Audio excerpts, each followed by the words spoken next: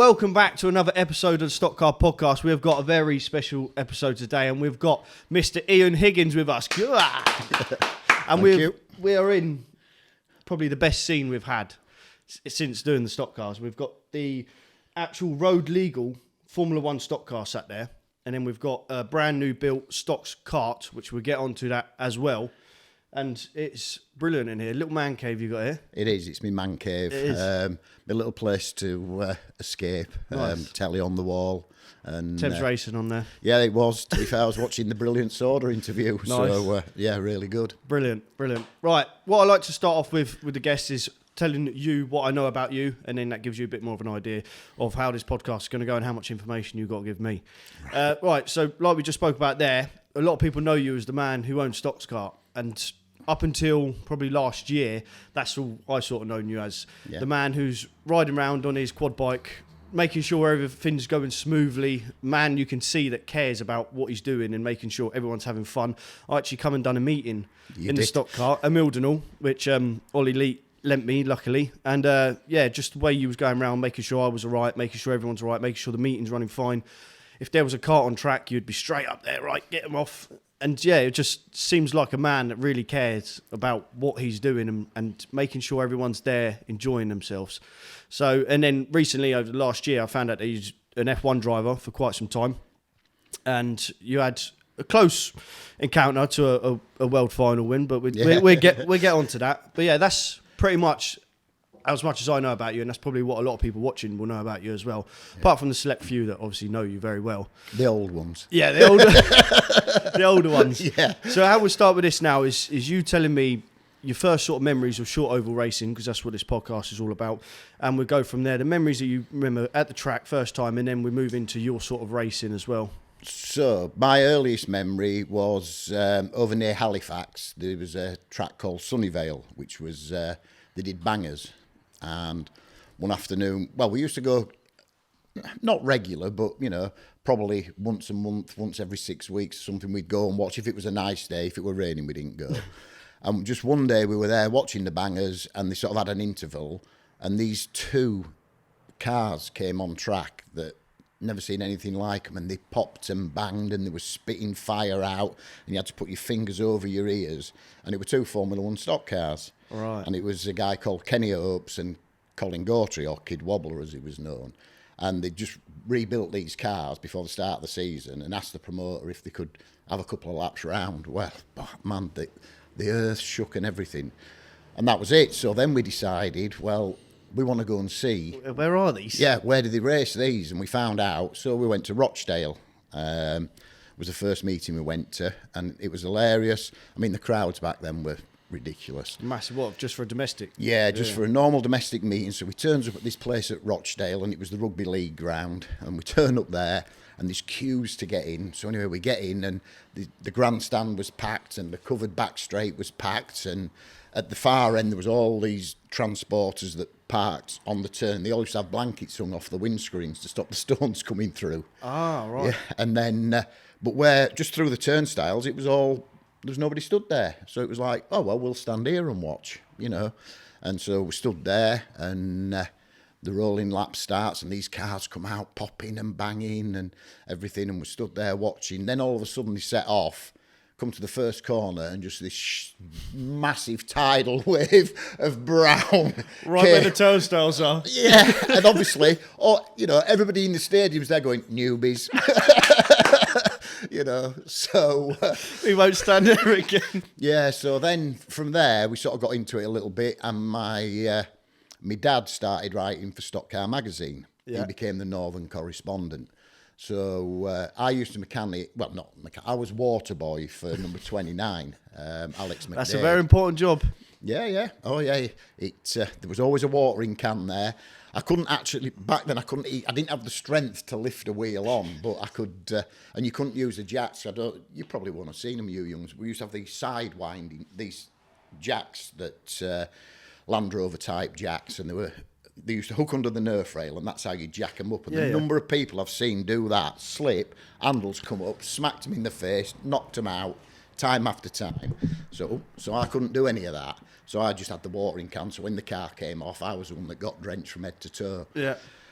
And then, obviously, my dad did a write-up on Frankie's car he made this... He'd just been to America with Frank. This is old man Frank, not... Right, Frankie Frankie, Senior, yeah. And he built this low-down... Basically, it changed the shape of the way cars looked from what they were before. And he had this sleek, low-down, low-rider, offset engine, everything. And my dad did a photo shoot of it being built up for Stock Car magazine. From start to finish. Yeah, so then we became friends with Frank. My dad had a couple of goes in one of Frank's hire cars. He did the Novice of the Year at Bellevue, and I think he did at Rochdale. Because Senior was doing hire cars back in the day. Yeah, he had a fleet of them. Right. And then basically I never did minis or anything like that. Well, minis weren't about when I was a kid, sort of thing. So for my 17th birthday, which was 1982, I think it was, they got me a going a hire car for Frank. And my first meeting at Aycliffe, and I qualified for final off the back. Don't know how, but chugged around, did it. So absolutely buzzing, loved it. Arranged to have another go with Frank. So it hooked you? Well, I think my third meeting was Hartlepool, and I went out and I hated it. Just everybody, still in a hire car? Yeah, everybody flying past me, and I was just like, no, I don't like this. It was terrible. I thought, how can they go this fast? Was you off the front by this point? No, still off the back. Still off the back? Yeah. And I didn't enjoy it, and we sort of, I think I'd just done the consolation, and then Frank's gone out for the final. He's come off, probably won it, knowing Frank. And then for the national, he's going, come on, get in. I'm not going out. And he's like, what do you mean you're not going out? I said, no, Frank, I can't. I don't like it. And he literally made me get it. He goes, your dad spent all this money on this. Get in that car. And he literally lined up behind me, and he goes, I ain't going out till you go out. Get in that car. And he almost pushed me on the track. I went out, and I've got a picture of it somewhere. I ripped the front axle out, snapped the axle, ripped the bumper off and everything. And that was it. I was adamant I weren't doing it again. So Frank said to me, look, just give it one more go. So I said, right, fair enough. And what I didn't know, back then you didn't have fancy Doug Nash gearboxes and all that lot. You had two diffs. And they had like a 6.5, which was the little diff, and the 5.7, which was the normal. Well, the hire cars all run the 5.7. And on a little track like Hartlepool, you were just struggling to pull out the corners. Anyway, this next time I goes out, same car and everything, he's repaired it. Off we goes, and this thing's like a rocket. It's Where? Like a different... Same Hartlepool again? Yeah. Yeah. It's like a different car, and I'm like, well, hang on, I can half do this. And he put a 6.5 diff in it so that I could come out the corners. And then, basically, we were hooked. Bought our own car, but my parents' business was, my mum's business, and we lived above old people's home.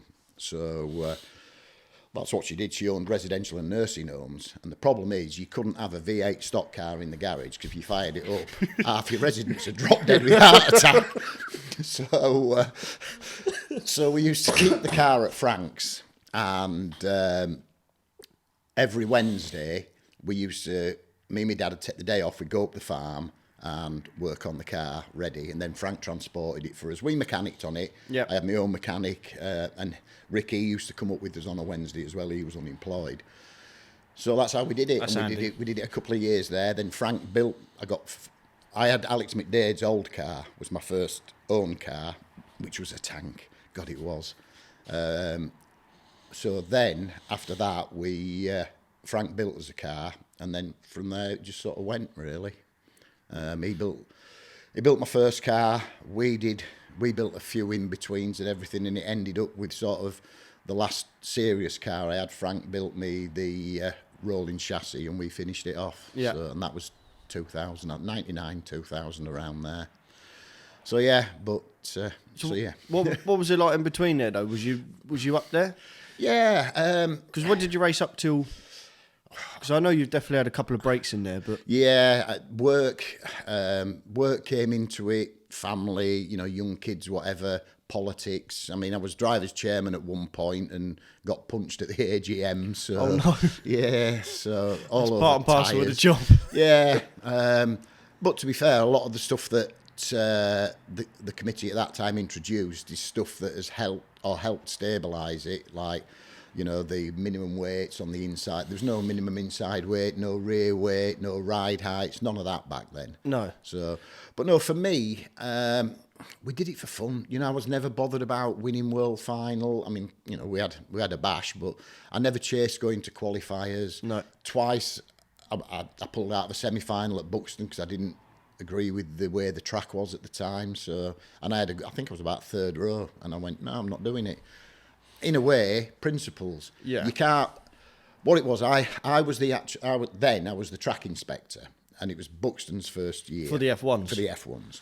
Oh, so I'd gone so up hang on, we got loads of things in here. So go on, carry on with that, and then we're. So I goes up to Buxton had applied to race F1s. They hadn't raced them up to this point. So I goes up and I failed the track. The fence wasn't high enough, the top rope, etc. Because this set things that he's got to match. So anyway, I failed it. Barry Watson, who I get on great now, Barry, you know, but he weren't happy. The track owner. Yeah. He was going to burn my house down. But so then they brought it up to spec, which technically it was up to spec, but I'm a man of principle. I didn't think it was safe, so I weren't going to race there at that time. But it was good enough for the F1's race there, but you said it's still not perfect. Yeah, I weren't happy with it for me. You know, and don't get me wrong, since then, you know, what Barry's doing now is amazing. And one of the things that people, you know, a lot of people don't know is I broke my back racing at Buxton, and I was in hospital for 6 months. Right. And Barry, the promoter, came to visit me every week in York, all the way from Buxton, every week. Probably so I didn't sue him, but I don't know. No. But no, it's same again. It's principles. You know what I mean? Yeah. He felt like he needed to do that for you, and which you appreciated. And you know, sort of 30 years on, you know, I still get on brilliant with Barry. You know, we both get on with each other really well. So respect. You know, it can be a bugger, as can I. You know, but as everyone can. Yeah, we all can, can't we? Yeah. So fair enough. So we'll track back then. So you wasn't really into, you know, someone like Frank and stuff like that. There was like, I want to race every week. Yeah. There's nothing else I want to do. No matter what, nothing's going to stop me. You was more on the side of, I'll just do it for fun. I'm out there in an F1. But then you went into the role of being more behind the scenes, which is obviously where the future Ian Higgins has come from. Yeah. But so how did you get into the role of doing that sort of stuff? How did you become a track inspector for F1? How would you... Well, basically what... Because these are the job roles that nobody knows or sees. So in the very early days that I was involved in it, I think the chairman was Graham Blundell at the time, but I owned a printing company, and the secretary at that time was a guy called Derek Holmes, and he used to type out on carbon copy paper and do a newsletter that was posted out. Well, I was into the printing, and I said, look, let me do a modern, proper, you know, newsletter, blah, blah, blah. So I went onto the committee, and I was part of the committee, and then I took over and I became the newsletter editor. So I did the editing of the newsletter and stuff like that. Then I stepped away from it, went off, did other stuff, everything else. Then a few years later, I don't know when it was, I'm rubbish with dates, but they had a driver's strike, and a couple of the promoters asked me, because I think I was classed as common. I mean, I was the youngest ever chairman at the time, but asked me if I would come back and sort of negotiate between the drivers and the promoters, see if we could find some common ground. Yeah. Which is what I did, and then I came back into it, and I was vice chairman to a good friend of mine, Tim Mann, and then he had problems at home and everything, so I sort of got co-opted into it, running it. So then I was chairman for a while, but I couldn't do, I don't know if I'm a control freak or what, I couldn't do with committees, because I had ideas that I thought would improve the sport, but then I had to put it before 8 other people, and it gets voted on, and 5 of them say yes and 3 of them say no, and that's it, it's gone. So it's not, you know, it's not majority, it's everyone. Yeah, well, yeah, sometimes it is majority, but a lot of the time it had to be sort of because there were big things, you know. So I was just like, nah, sod it. And then I sort of got involved with the Rebels, with Hans Curran. I did the first ever Rebels meeting. Because at that time, my old man was a promoter at Stoke. And Hans wanted to test the Rebel. So he asked if he could. So he came down there. I had to go in. I thought, I love this. They're all, this. And Hans told us his idea. He only had the one car at the time, his idea and everything. So Hans sort of said to me, do you fancy having a go? And I thought, do you know what? I do. It's all the same. One man's running it, all the cars, because I wasn't into the setup and the technical side and all that lot. So did the first meeting at Coventry, and I felt for Hans because he got, I don't know how many of us there were, 15 of us out there on track. Well, you got 15 Rebels in the first meeting. Yeah, I think that's what he built, 15 Rebels, and he got me in. He got just any Tom, Dick, and Harry. Yeah, anyone just to try and. Yeah, nobody sort of owned one really at that time. It was all his. Yeah, but we went out and he'd got some aluminium wheels that he'd had made for him, and in that first meeting, 28 to 30 rims smashed.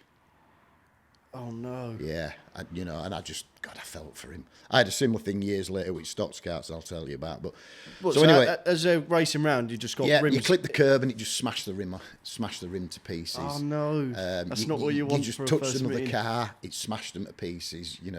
Poor Hans and his mechanics, they were in the back trying to get. I mean, they had spares, but they were trying to put wheels and tyres together to try and get cars out on track. And then the second meeting, we went to Buxton, and that's when I broke my back. Oh no! So, which, it's Hans's second ever meeting. I was a bit of a name in the F1s then, so it didn't really do the Rebels a lot of good. I felt for him. Well, you've got an F1 man who's not hurt himself, I don't think, up until then. Not seriously, yeah. No, gone into a Rebel for the second ever meeting and broke his back. Yeah. After a disastrous sort of first meeting. Yeah, and out for 6 months. And once after this, I was in hospital for 5 months, I think. I had to have physio to learn to walk again. I was on my back, broken back, laid flat. I had to watch the telly on that wall from a mirror. So teletext were no good because everything were backwards. So, had to have a bedpan slid under me to go to the loo and everything. Is it a bad way? Oh yeah, bad way. So I was laid there, and this is a stupid thing. So when the accident happened, I got taken to the hospital at Buxton, at Chesterfield. It was the nearest place. I was on morphine and everything. We got there. My mum was a nurse. So he gets there, and the doctor comes and he says, we think we know what it is. We're going to send him down for scans. And he's asking all the information. He says, does this man smoke? And my mum said, yeah, he smokes 40 a day. So he's like, right. And he put on me notes, this man must be allowed to smoke. All right. So first day, sort of next morning, I didn't feel any pain or anything. I'm on drugs. And all they said to me is, if you press the buzzer, if you want anything, we'll come and get you. So I pressed the buzzer and I went, dying for a cig. So they went, fine. They got me bed. They wheeled me all the way down the corridor, opened the fire exit and put me on the fire escape and just left me there. They said, press the buzzer again when you want to come back in. So for the first 10 days, because they couldn't move me, I smoked on this fire escape at Chesterfield. I mean, can you imagine that now? No, it wouldn't happen, would it? So then fortunately, I had private medical insurance. So they agreed to move me to a hospital in York, so it was nearer to home, so my family could come and everything.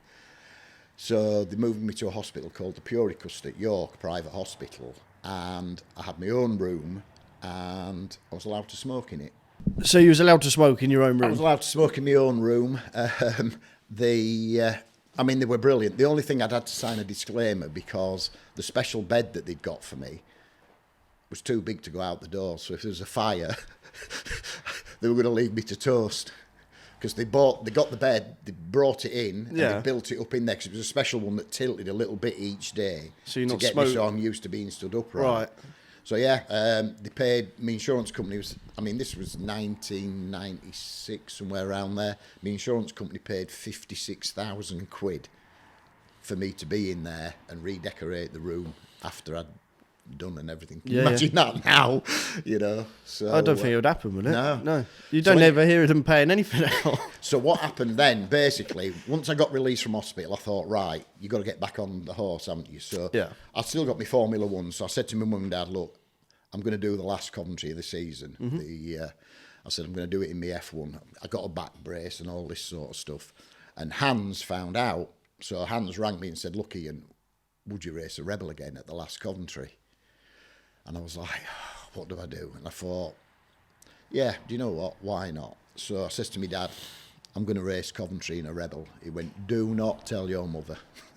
I went, right. He said, Ian, don't. So fair enough. So we goes out to Coventry in my coach. I've got my F1 in the back. We gets there. And at that time, the Rebels ran before the meeting. So my mum and dad have gone off up into the stands where they always go. And the Rebels come out on track. A bit like the Stoxkart was doing at Coventry back then. Yeah. Like that. It's like a pre-meeting for the kids. Pre-meeting entertainment and that, Yeah. So the Rebels come out. My mum and dad always sat in the same place at Coventry, so they pull all the Rebels out, and then obviously the big welcome back to Ian Higgins, F1 driver, blah blah blah. After his injury, Ian Higgins, and I'm on the back of this Rebel going on the track, and I look up and I can see my mum. She's up out of her seat. She's trying to get down the steps. My dad's after her to try and grab hold of her. So anyway, I went and I actually won Eton final. Oh. So God, thank God for that. I was waiting for the... But then on the way home, well, I don't think she spoke to me for about a week. She was fuming. Oh, no. And then we had to have the sit down and talk, because I said to her, look, I've had enough of F1s. I don't want to do them. I want to do these Rebels. And she's... Oh. So anyway, we did a year. Well, we did 2 years, did we, in Rebels, I think. So, yeah. And that was more up your street than the F1, as the fact that you didn't like spending a lot of time on setup and finding all the little bits. Yeah, absolutely. So and that's what did suit you. The best way I can say is that when I raced F1s, there was a guy called Nigel Wharton, right? And he was looked after by Clive Linton, and their cars were fantastic. And I couldn't live with Nigel Wharton in an F1, right? Get him in a Rebel, I could batter him from pillar to post because he had the same kit as me. Yeah. There was no setup. It come down to driving. Don't get me wrong, he was a brilliant driver. Yeah. But for me, my driving came out then more than being clever about, at that time, coilovers were just coming in and stuff like that. I didn't have time for all that. I was, flat out with work and everything else. So some of these boys, me and Chelsea actually spoke about it. We'll go back a little bit. Me and Chelsea spoke about it. And you're looking at the drivers that were doing the winning back in the day. There was only like 4 or 5 that was really on it and always winning. Oh, yeah. But because it was back in the day, did they have stuff that people hadn't actually figured out yet? Because nowadays you've got the internet and people over in America are sharing what they're doing. And I think what you've got now is you've got car builders, haven't you? You've got a lot of car builders that are... And so what's happening, back when we were there, the top few had really good cars. yeah, so we're talking Lundy, Fordin. Yeah. And they, all right, Peter built the odd ones. What Peter tended to do was run his for a year or whatever, then sell them on and build him some new ones.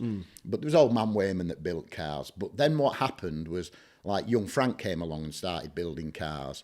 And you could buy the car that he was racing, he would build you the same thing. So then what happened is lower graders started getting better kit. Yeah. And now, realistically, when you look at it, there's no bad kit out there. No. So, and that's what's moved it all on a level. Yeah. But then those guys at the top then have to move on again, don't they? Yeah. So, I mean, one of the classics that was many, many years ago, when Stuart Smith Senior started racing, he was one of the first people to come out with a Chevy. Right, so they were all racing Fords and Buicks. He came to Bellevue with a Chevy and lapped everybody. Yeah. So, it's... That's what I'm saying. There's back then, there was people were finding stuff. Now everyone's almost found a lot of it. Obviously now it's little things that people... that and have 2 got cars. And 2 cars. But back then, there was big things that people were finding that someone like you, didn't have the time to go and study or go and pick up. And that's it. So, as you say, then moving on to the Rebels, it's like, well, hang on a minute, we've actually all got the same kit. Just jump in it. Put some petrol in it, jump in it, drive it. Brilliant. Exactly. They've spent 3 years developing that thing on there. I'm doing 3 years of hardcore racing and driving. So, I suppose that did... Obviously, that suited you much better. Did. Yeah. Going on, you did have a bit of success in the F1 though. Yeah, I mean, I got up to red. In the early days, I got up to superstar. 88, I got up to red, won the semi-final at Crewe. What was different about that year? Because obviously that was probably your best year. I'd got a brand new 454 Chevy in a crate from a guy just up the road here called Performance Unlimited. And it was just a brand new motor, got a bit of a camshaft put in it, nothing trick, but it was just right, you know. And then I had the car, which was quite a good, not very good on tarmac, but I was half reasonable on shale, and Hoosier tyres. Right. So the Hoosier tyres had just come in, and to me, the problem was back then, there was an art, you'll have it a little bit with yours, there was an art to looking after your tyres. And, you know, we'd have tyres that you could have raced for 15 meetings that were just coming into their own, ready for tarmac, and then you'd burst it and rip it. So then you're starting again.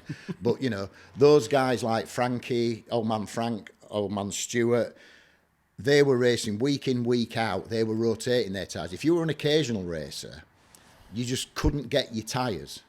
Whereas when Hoosiers came along, it was like, he's running the same as I'm running. So you were all running the same. Yeah. And that really helped me.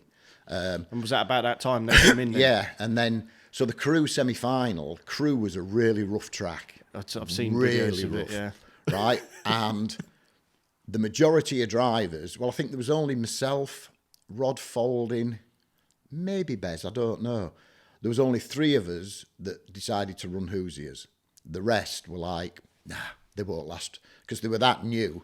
Now, no sidewalls in them. They're not going to last round Crewe. Not a chance. So they've all got the old 890s on and the Weather Masters and all that lot.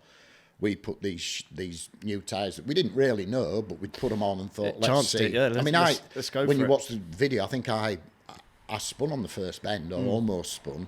But as the track dried a bit, these tyres were just a league ahead, honestly. And we just gobbled them all in.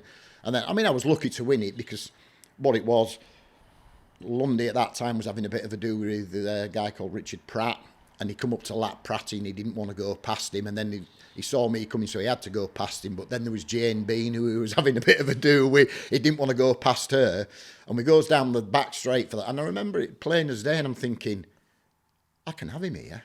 If I just keep it held on, I can have him. What I didn't notice was that Bez was in my mirror. I hadn't even looked in the mirror. So I goes wailing on John. Bez comes wailing on me. It's just cars everywhere, and then I pop out the front of it, and that were it. So that's a semi-final win. Semi-final win. Pole. So that puts you on pole. That was at Crewe, so then pole would have been Hennesford. Yeah, the for the first double header. So the week before, we're racing it back then. You know, we raced Sheffield Monday night before the world final on the Saturday. Yeah. Or the week before. And whatever. you only had one car. Yeah, I had one car. Absolutely destroyed it. Front axle out, back axle out, bumper off, everything. So it was the first ever 2-day meeting at first ever 2-day world final. What, at Hennesford? So yeah. You had a Saturday and a Sunday? Yeah. So right, I didn't know that. Saturday was like the consolation semi-final, which he introduced that year, and a lot of racing. And like the likes of Lundy, he raced his shale car on the Saturday, kept his good one for the world final. Right. Frank raced his spare car. Faulding had 2 cars. So that was a big thing for the double cars. They all sort of went, well, I'm not going to race my good one on the Sunday. Yeah, so on the Saturday, sorry. But I couldn't get there because we were still rebuilding my car on the Saturday. So I missed the Saturday. So he gets down there, gets loaded up, gets down there, and they have practice. So I unload, starts driving towards the pit gate, and it just stopped dead. And it was like, oh. And I mean, we'd had it, while we were rebuilding it, I'd had it fully resprayed. Brian Evans was up there sign writing it as we were working round it. Because back then, to me, the world finals were a big thing. We used to all grease our tyres and, you know, new paint jobs, polish them up. That was the beauty of the world finals. Yeah. You go that and extra so we mile. made that extra mile. I'd made, while we were building the cars, my dad had made us some massive paper mache hands. I don't know if you've ever seen the pictures of it. No. But, I don't know if I've got any, but basically, there was a guy called Kenny Everett at the time, and he had this guy that had these big hands. So my dad made these massive paper mache hands. I mean, they were about that big. So I go round on the rolling lap. After we got everything sorted on the parade, I'm there with these big bloody hands waving. But so what happened? Mine blew up in practice. Old man Wayman said to me, "Do you want to use my car that I raced yesterday?" And Lundy said to me, and I didn't get on with John Lund. We'd been having a bit of a do, but John said, "You can use my car if you want." And I thought, and Lundy was the man then, and I thought, Frank's, Lundy's, nah, we'll have a bash in Lundy's. If I'm getting the opportunity, I'm taking it. Yeah, so John said to me, right, he said, any damage you pay for, any prize money you win, we split it. So I says, right, that's fair enough. So I get sat in the car, and this is like, we're going out. There's a picture of all the drivers go around on the back of a truck at the start of the meeting waving. Mm-hmm. I'm not on there. I'm in the pits trying to get Lundy's car into Lundy's car to get sorted. So I gets in there. Their bloke, I sort of got in it and it was like, yeah, something like. So we goes out on the track and I'm pole position of the world final, right? In a car I've not done the lapping. I haven't even driven it on track. Lundy's mechanic's driven it on track. Oh, no. What, to line it up for you? Well, they're doing the parade. Yeah. So I've come round with these big hands on, sat on the bonnet, waving at everybody. And I've never even sat properly in it. So we gets there. I starts fastening the belts up, and I'm like, I can't reach the steering wheel properly. And I'm like, oh God, what am I going to do? And, well, we'll manage. Next thing, Lundy's mechanic comes up. Sorry, Ian, John's just broke his mirror getting out at car. Takes the mirror out. Right. So you sat there. Pole position. Sorry, Lundy's belts are just snapped. I'm just going to take these. So they've nicked the mirror. So I'm sat there on pole position. I'm like, what am I going to do? What am I going to do? If you ever watch the video of it, because it's online, you look at this. I jumped that start like nothing. Because the start-finish line's on the other. It was on the other side. Yeah, it was. It's on the other side. So we come round. What now is turn 1 and 2. Yes. But it's 3 and 4 back then. Yeah. So we're coming round. Well, we'd literally just got into it, and I thought, I've got to go. So off I goes, and I go down the. And I remember it as plain as day. I'm thinking, right, it's going to come. You know, because there's all these top blokes. Yeah. And I'm thinking, oh, nobody's hit me. So off I goes, and I think I led it for 4 laps, and then you know the quicker guys came. Come through, yeah. I just couldn't reach the steering and that. So no, that was. But you still finished up there, didn't you? I got 4th. Yeah.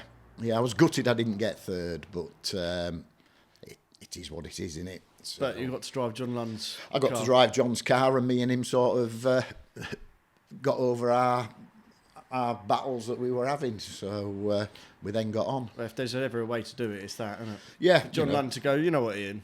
I'll get him off my case. Let's give him the car. All credit to him.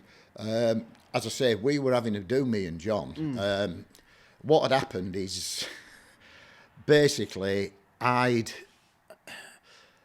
was racing up at Aycliffe and just going round. Nothing comes to the last lap of the Grand National, and next thing I'm up to the roll cage through the wires. And I'm like, what's all that about? And I thought, right, I ain't having that.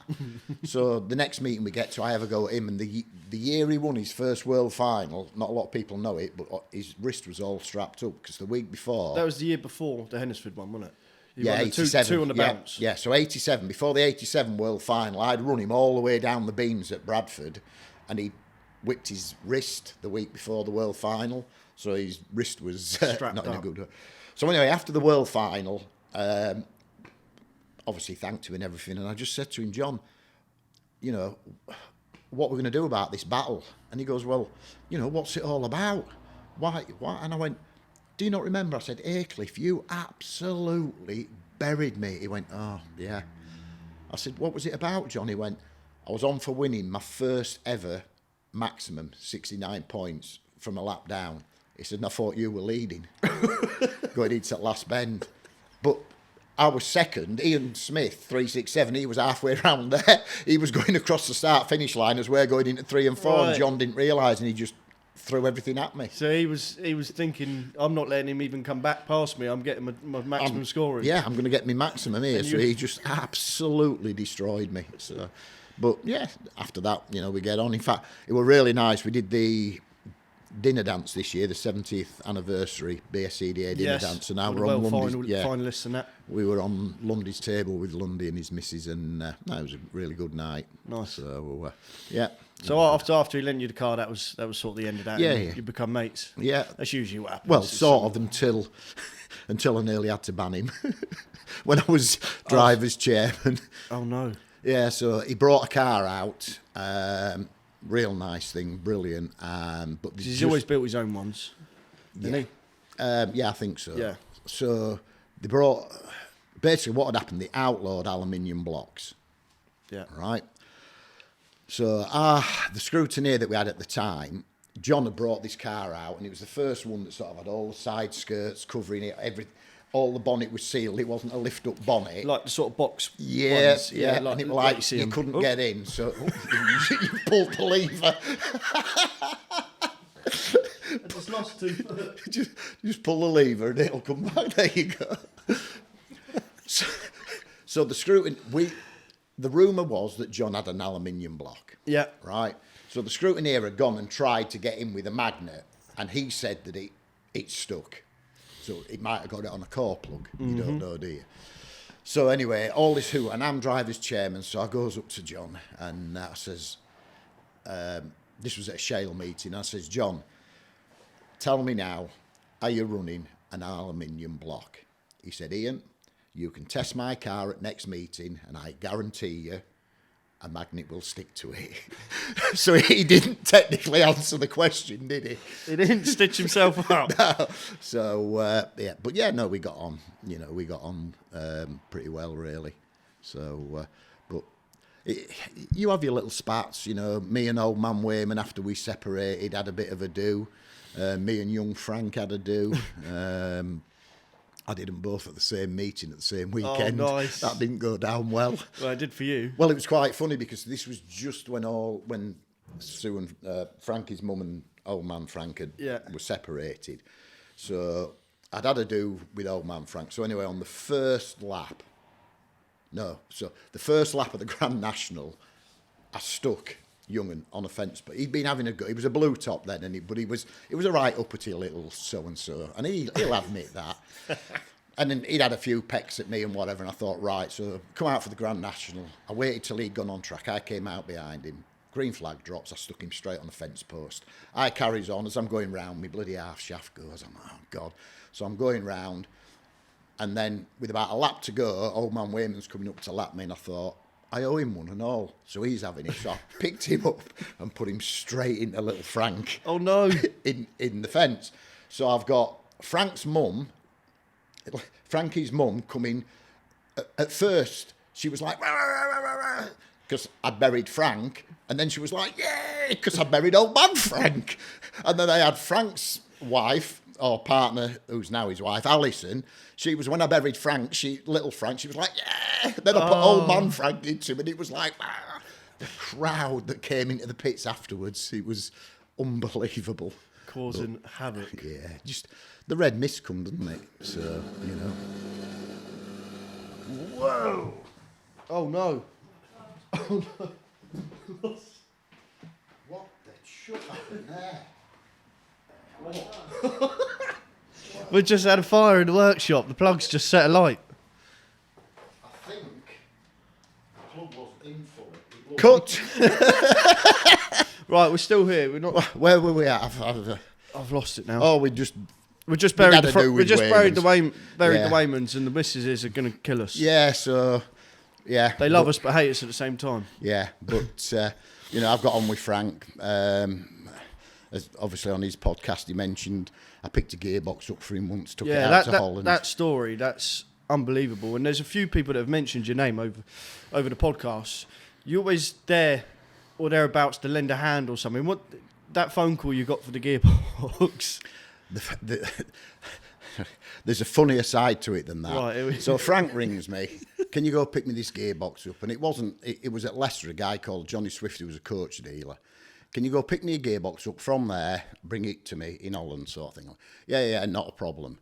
So, well, originally it's, can you pick me a gearbox up? It did tell you. Yeah, and I'm like, yeah, I'll do it. He goes, oh. I said, I'll nip in car, and he went, no, it's for the bus. I'm like, oh, God. I didn't have a van or anything. So I rang my mate up from just up the road here, and I says to him, "Can I borrow your van?" He says, "Yeah, not a problem. What for?" I said, "I just need to go pick a gearbox up for me mate." He says, "Yeah." He said, "Look, here's the keys. As long as you have it back here for 8 o'clock Monday morning, do what you want." I says, "Right." So I gave him keys to my Jag. I said, "Take the missus out, whatever." So he got my Jag. So off I goes, borrows his van, disappears, goes to Holland, does everything. Frank wins the long track. I jump straight back in the van, knowing I've got to get it back for 8 o'clock in the morning. Drives all the way back, drops it at my mate's house at sort of 6 o'clock in the morning, puts the keys through the letterbox, comes home. Then I get a phone call about 8:30.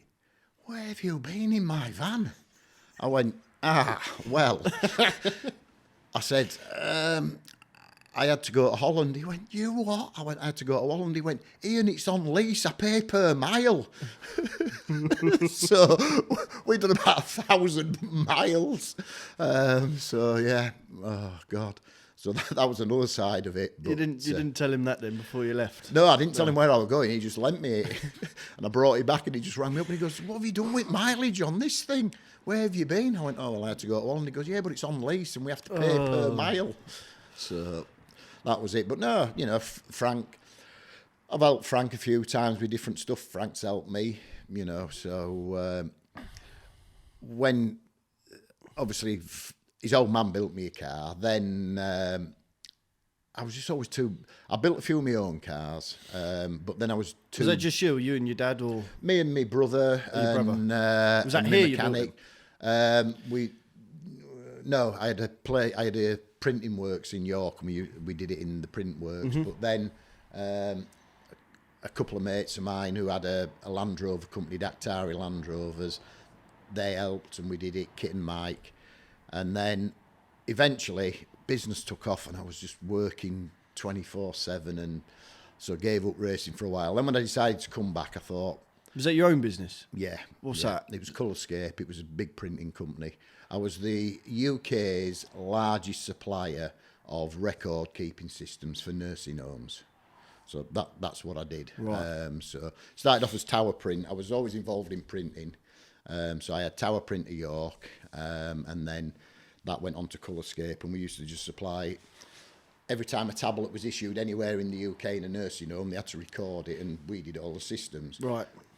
All the sheets and documents that they would have to sign and everything, you printed like all when that. you go in, you do an itinerary of clothes, everything's on there, all that sort of stuff. So it was all printed. It's all computerised now, but at that time, that's what it was. So, and we were mega busy, really, really busy. So then eventually I decided I wanted to have a go again. What year is this? This would be 99. Yeah. Probably 99, yeah. So I said to Frank, build me a car. I don't want it complete. Junior now? Yeah. Yep. I don't want it complete. In fact, what had happened, the back in 98, I'd bought a car off Jamie Davison that he was selling, a folding car. Didn't like it, horrible thing. I sold it straight on, but I kept the engine. The engine was all right, didn't like the car. So then I got the engine, so I said to Frank, right, build me a rolling chassis, I'll finish it off here, all the panelling, bonnets, piping up, all that lot. But I want it identical to... He had what they called the Rapid Orange car, the little black one. I said I want it identical to that, apart from I had to be a bit taller, because I was taller in the body than Frank. Yeah. So it's like, not a problem. And, people always say, oh, yeah, they're not going to build it the same as his. They're not going to build it the same as his. Well, I'll tell you that he did, because... During the following season, I don't know what it was some point during the following season, Frank had gone out to Holland racing the little tarmac car, and somebody had wiped him out and he got a load of damage. So he rings me up and he goes, "Ian, you haven't got a tape measure, have you?" I went, "Yeah, why? What's up?" He goes, "Go in the garage." I went, "Yeah." He goes, "Measure me that front inside arm, tell me how long it is, how many threads are showing this." And honestly, I had to measure. I said, "Well, Frank, you've got all this written down." He goes, "I haven't." He said, "And I've forgotten," because he built 3 cars. He built mine, a guy called Rob Perry, and Steve Booth, which is Joe Booth's dad. He built 3 of them at the same time. And he said, "I ain't got it written down." He said, "I can't find where the paper is." So he got me going round the car, measuring it, all the arms, the lengths, this, that and the other. So that tells you, doesn't it? Yeah, it's the exact same car. Yeah. So So that was the last one that we ran that, and then me and my ex-wife had just set up doing ice cream. Ice cream? Ice cream, yeah. You won't As in believe an ice cream van? As in an ice... Well, it started as an ice cream van, and it ended up being 10 vans and 10 trailers. And, oh, wow. It just ended up being ridiculous. And that was through a guy that we met through racing in the Rebels. Yeah. A guy called Tony Muxlow. And my missus was looking for something to do. I was flat out with my business. And this guy, Tony, just said to me,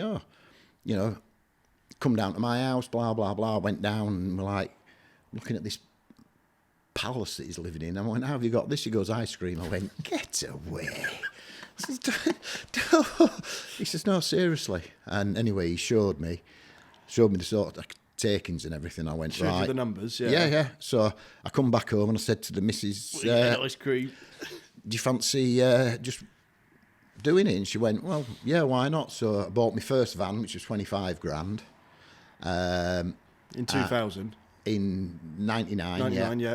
Bought the first van, and the idea was just to have one van, go around the local village, earn a couple of quid, do all right.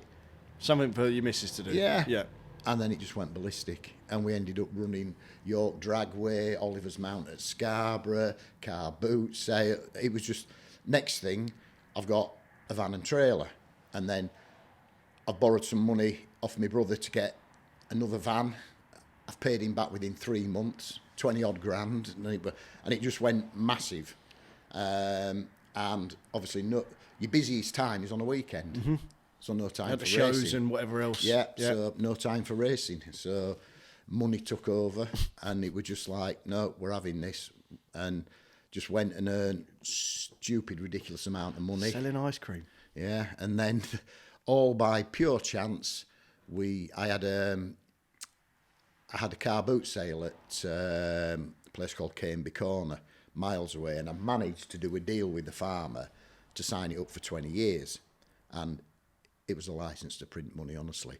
But the local ice cream company were gutted because we'd sort of got them turfed out. So they came to me and said, look, we need to be on there because, we do all the streets. People come in, they're seeing different ice cream, man. We don't like it. We want it. And I went, well, if you want it, buy me out. And they went, right, how much do you want? So I just gave them an absolutely stupid figure. And I said, you're buying everything, all the vans, all the trailers, the whole business. Oh, right. Yeah, because me and the missus were going through. Yeah. Money's all right, but when you're working 16 hours a day, and the big problem with the ice cream is, obviously, with the summer and everything, not for me, it didn't bother me, but for the missus, is like she's driving down her friend's street and they're all there having a barbecue on the plonk and having a barbie, and out they come, oh, hiya, Jackie, and she's there working in the van. Yeah, she wants to be Forget there. about the fact that she's just gone and bought a brand new 20 grand car in £2 coins or out daft like that. But, so anyway, it's, we just said, look, buy it. Apart from, I said, I just want to keep one van, and I want to do the local thing. This was when we split up when we sold it. So the van used to park here, and I'd be sat here, and I'd think, and the agreement was, if she wanted to use it, she could go out and use it. If I wanted to use it, I'd do it. We'd just split the stock, whatever. We had it sorted. So it just used to be part then. I think, do you know what? I fancy Chinese tonight. So I'd nip out up the road, go down 3 streets, get 20 quid in the till, go and get me Chinese, come home, park it up, plug it back in. It's all frozen, isn't it? Yeah. So that's what we used to do. So yeah, it's not a bad idea at all. It was, the ice cream was brilliant, earned us a lot of money, but technically cost me a marriage. But hey ho. Yeah. It's, the thing is, you can't have everything. You had the business sometimes. running fine, where you're both running around like headless chickens, and not actually. Well, this was the thing, because at that time, like the printing, computers is one of my big mistakes in life. Is Boots the chemist came on to me and said, "Look, we want to buy you out as the printing company," because they were trying to get all the nursing homes to get prescriptions through them, because they earn the money on the prescriptions. So what they wanted to do was offer my record keeping system free of charge to all the nursing homes to pull them on. And then we started, and I said no, and it was a big mistake. I should have done it. because like within 5 years, our business had gone from like nearly £1 million a year down to about 200 grand a year. It's computers. Everything was kept on records. So then I actually moved into doing sign writing, just as a bit of fun, really. So yeah, sign writer as well. Well, sticker man. Sticker man. Yeah, right. Not the paint. Nah. So the ice cream business you sold up, got rid of that. Yeah. The printing company had gone down to... Yeah, so I had the sign company, which I ran for a few more years. I had 4 guys. There were 4 of us worked. Is that commercial as well as Yeah. stock cars and stuff? I didn't do cars. Oh, you didn't do cars? No. Just commercial? No money in stock cars, mate. So I did all the commercial stuff. Yeah. Van, all round. Did it. Big business, good business. Got a bit fed up of it. And my eldest son, he worked for me, and he was into the stock cars. I mean, some of the stuff he did was amazing. And so he bought me out. So was you doing it all from here as well? Yeah. This was actually at one time as a sign studio, and we used to have a big lean-to down the bottom there. And so he bought me out, and he concentrated more on the racing. His company were Fly Signs. Did some stunning stuff. I've seen Fly Signs about. Yeah, he did some really good stuff. But then so I was sort of retired. I'd got together with my new partner, my wife now, Christina. We'd sort of got together, and we were just starting to get together. She'd moved in, and she said, "I want to join the RAF." So I went, right. I sort of knew that it was something that she was on about. So anyway, she went, right, they've accepted me. I'm going to go. I've got to go away for 12 weeks and do my basic training. So I'm like, right, fair enough. So she buggers off for 12 weeks. I'm bored. Ended up, long story short, ended up buying Stoxkarts while she were away. So that's a big surprise when she comes back. Yeah, so she came back, and I went, oh, I've just done this. And anyway, she sort of went, well, I'm not going to go in the RAF now anyway, so blah, blah. So we went from there, got married. Here we are 15, 16 years later. But, so yeah, it was... So how did you go... Well, we'll get onto the Stoxkarts then. How do you go about buying a formula? How does that work? Because obviously you've got promoters who've got formulas and... Yeah, so talk us through that. I'd fallen out of love with Formula Ones, etc. Yeah, because you went back in 2000, didn't you? Yeah. And that was just a... Yeah, it was all right. But basically, the tyres changed, and it changed the job. Sort of 99, 2000, we were running the Hoosier tyre, which was a sportsman. We brought in this inside weight, we brought in this rear weight, we brought in ride height, and we were running this sportsman tyre. I had that Wayman car, and I was like 4th in the points. I was superstar, only doing tarmac. Didn't do any shale, only doing tarmac. That thing was mint. But it had, honestly, a cheap as chips engine in it. It was just a 400 small block with a bit of a cam in it, but it handled, and it was mint, right? So the following year, we did nothing to the car in the winter. The following year, we come out, and so that'll have been 2000, yeah, 2000. So 99, I was up at Superstar and everything. Year 2000, we come out, I starts racing, I can't even get in the top 10, and I'm like, what is going on? So I had a word with Frank, because at that time, Frank was the Hoosier tyre supplier, but I'd put up the money for Frank to do it. Mm-hmm. So I said to Frank, what's going on? And he said, oh, they've had to change the compound of the tyre because it's got a chemical in it that can't come into the UK anymore. So basically, it softened the tyre up, which meant people with good engines could now use that power. Me, who my little engine was on its, giving it everything, so I was like, bloody hell. So I went to my engine builder and I said, right, Dave, what do I need to do to be competitive? And he went, give me a cheque for 15 grand. And I went, nah, I'm not doing that. So I packed the end of that. So then my eldest lad was just coming up to the age where he fancied racing. And it's always the same thing, innit? The rumours are that mini stocks were stupid money. I never really looked into it, and I thought, no, I'm not going down that route. You blah, just blah, heard blah. a few things and never even entertained it. Yeah, and I just thought, we're not doing it. So we actually went grass tracking. Right. Because from here, within an hour's drive, there's 5 tracks. I'd never even seen grass tracking. And so anyway, I thought, yeah, I'm gonna do that with him. I'm gonna get him a Mini and do it. So I bought a Mini off a guy down the road here, looked at the rule books, read it all, and I thought, bloody hell, there's some stuff we can do here that I wonder if they've thought of it. So gets in the workshop next door there, and I starts. The one rule is, I said to my lad, I said, if I'm in the workshop, you're in the workshop. I said, I know you can't do anything, fair but enough. if I'm freezing cold, you can pass me a spanner. I said, I'm not bothered if you're on your phone or whatever, but if I'm freezing cold, you're freezing cold. So anyway, I gets this rule book and I looks at it and I'm thinking, they've got no limit on inside weight. I thought, this is mad. We can build a thing that'll go around corners like nothing. So I takes the petrol tank out, I moves it from where it was, I moves the battery, I'm doing all this work, and my lad's there and he goes, what are you doing, Dad? Why are you doing all this work? I said, listen, son, I said, the thing is, we need near side weight. I said, so when we get to the corner and we go left, I said, if we get all this weight here, it'll just stick in the corner. He went, all right, yeah. He went, but Dad, they go the other way around. I went, you're joking? He went, no.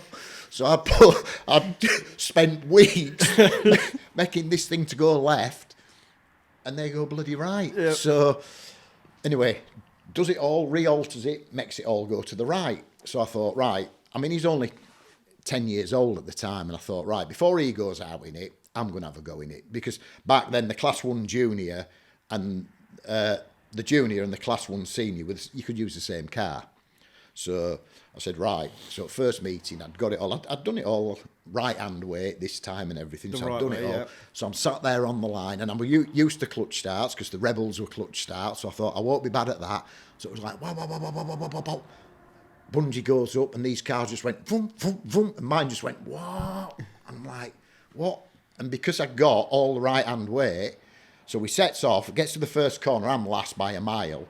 But all of a sudden, they're all out here. I'm just coming up the inside of them. And I'm like, yes, all right, we can't get off the line, but we're going to have this. And then checkered flag come out. And I went, we've only done 5 laps. Yeah, that's all you get. I'm like, oh, God. So, all new learning lesson.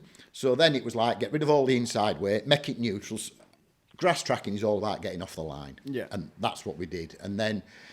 So he went on to do that, and he was really good. Was it not a lock diff then? So you're spinning up one wheel, is that what it was? Yeah. You've got all the weight over here, so you're just spinning that wheel up? Yep, right, and it ain't going nowhere. So we did that for a little while, and then his brother, my youngest son, he started getting old. There's a picture of them both on the... They had some minis. Was that their cars there? Yeah, the minis. The 129 was my eldest lads, and 229 was my youngest. Right. So I ended up with 2 minis for them, which probably stood me at more than any national mini stock would have been. Oh. Because you get into it, you get paranoid, you start doing stuff and, saving weight, building engine. I mean, I must have had 150 conrods, right? Because the rule was that you could balance 3 conrods to your lightest conrod. So I was buying engines left, right and centre, getting all the conrods out of them, weighing them. That one's light. We've got a light one. So then you can machine 3 others to that one. So this was the sacred conrod. This never, whenever you're going to sell an engine, it's like, right, we're going to put a normal conrod in here. We're keeping this one. So so I ended up spending fortunes and, and then I fell out with grassing. So... I fell out with grassing. It was like, what am I going to do? And it was weird. I saw a video online of a guy in a Stoxcar at Crimond racing round there, a guy called Chris Butcher, and he still races them now. And I'm looking at him, I'm thinking, they look a bit of fun. And then a couple of weeks later, I saw them on display at Coventry. And I looked at them and I thought, wow, I don't know about that. And my brother said to me, he said, have you seen them? They were called Stockcars or something then. I can't remember. Stockkarts. So it was a double K in the middle. Anyway. Right. So he said, have you seen them? I went, yeah. He said, what do you think about getting one? I went, well, I don't know. He said, well, the bloke that runs it doesn't live far from me. So I said, all right, go and have a word with him. I said, get one. I said, order one for you, one for me, 2 for the boys. We'll have 4 of them. I said, in fact, get 5 because we'll hire one out. So these are brand new. Yeah. Yeah. So he goes to see the bloke, and the bloke goes, "Nah, I've had enough of it. It's all going to pieces. We've all fallen out. I can't get any bookings. I can't do this. I can't do that." So my brother come back. He said, "No, mate." He said, "It's not happening. It's going to go on its arse." Yeah. So I said, "Well, buy it. What do you reckon you and me go in and buy it?" And he went, "Yeah, I'm up for it if you are." So basically what we did is we spoke, Colin Bunyard's the guy, he still races occasionally now. He's got Heritage F1, he used to do UK mods and that. So I spoke to Colin, we agreed a price, but on the stipulation that he would hold a drivers' meeting, an AGM, for the existing drivers that he'd got left. And me and Paul would go down, we'd do a presentation. If the driver said yes, we had some ideas. If the driver said yes, we'd go down that route. If the driver said no, we'd walk away.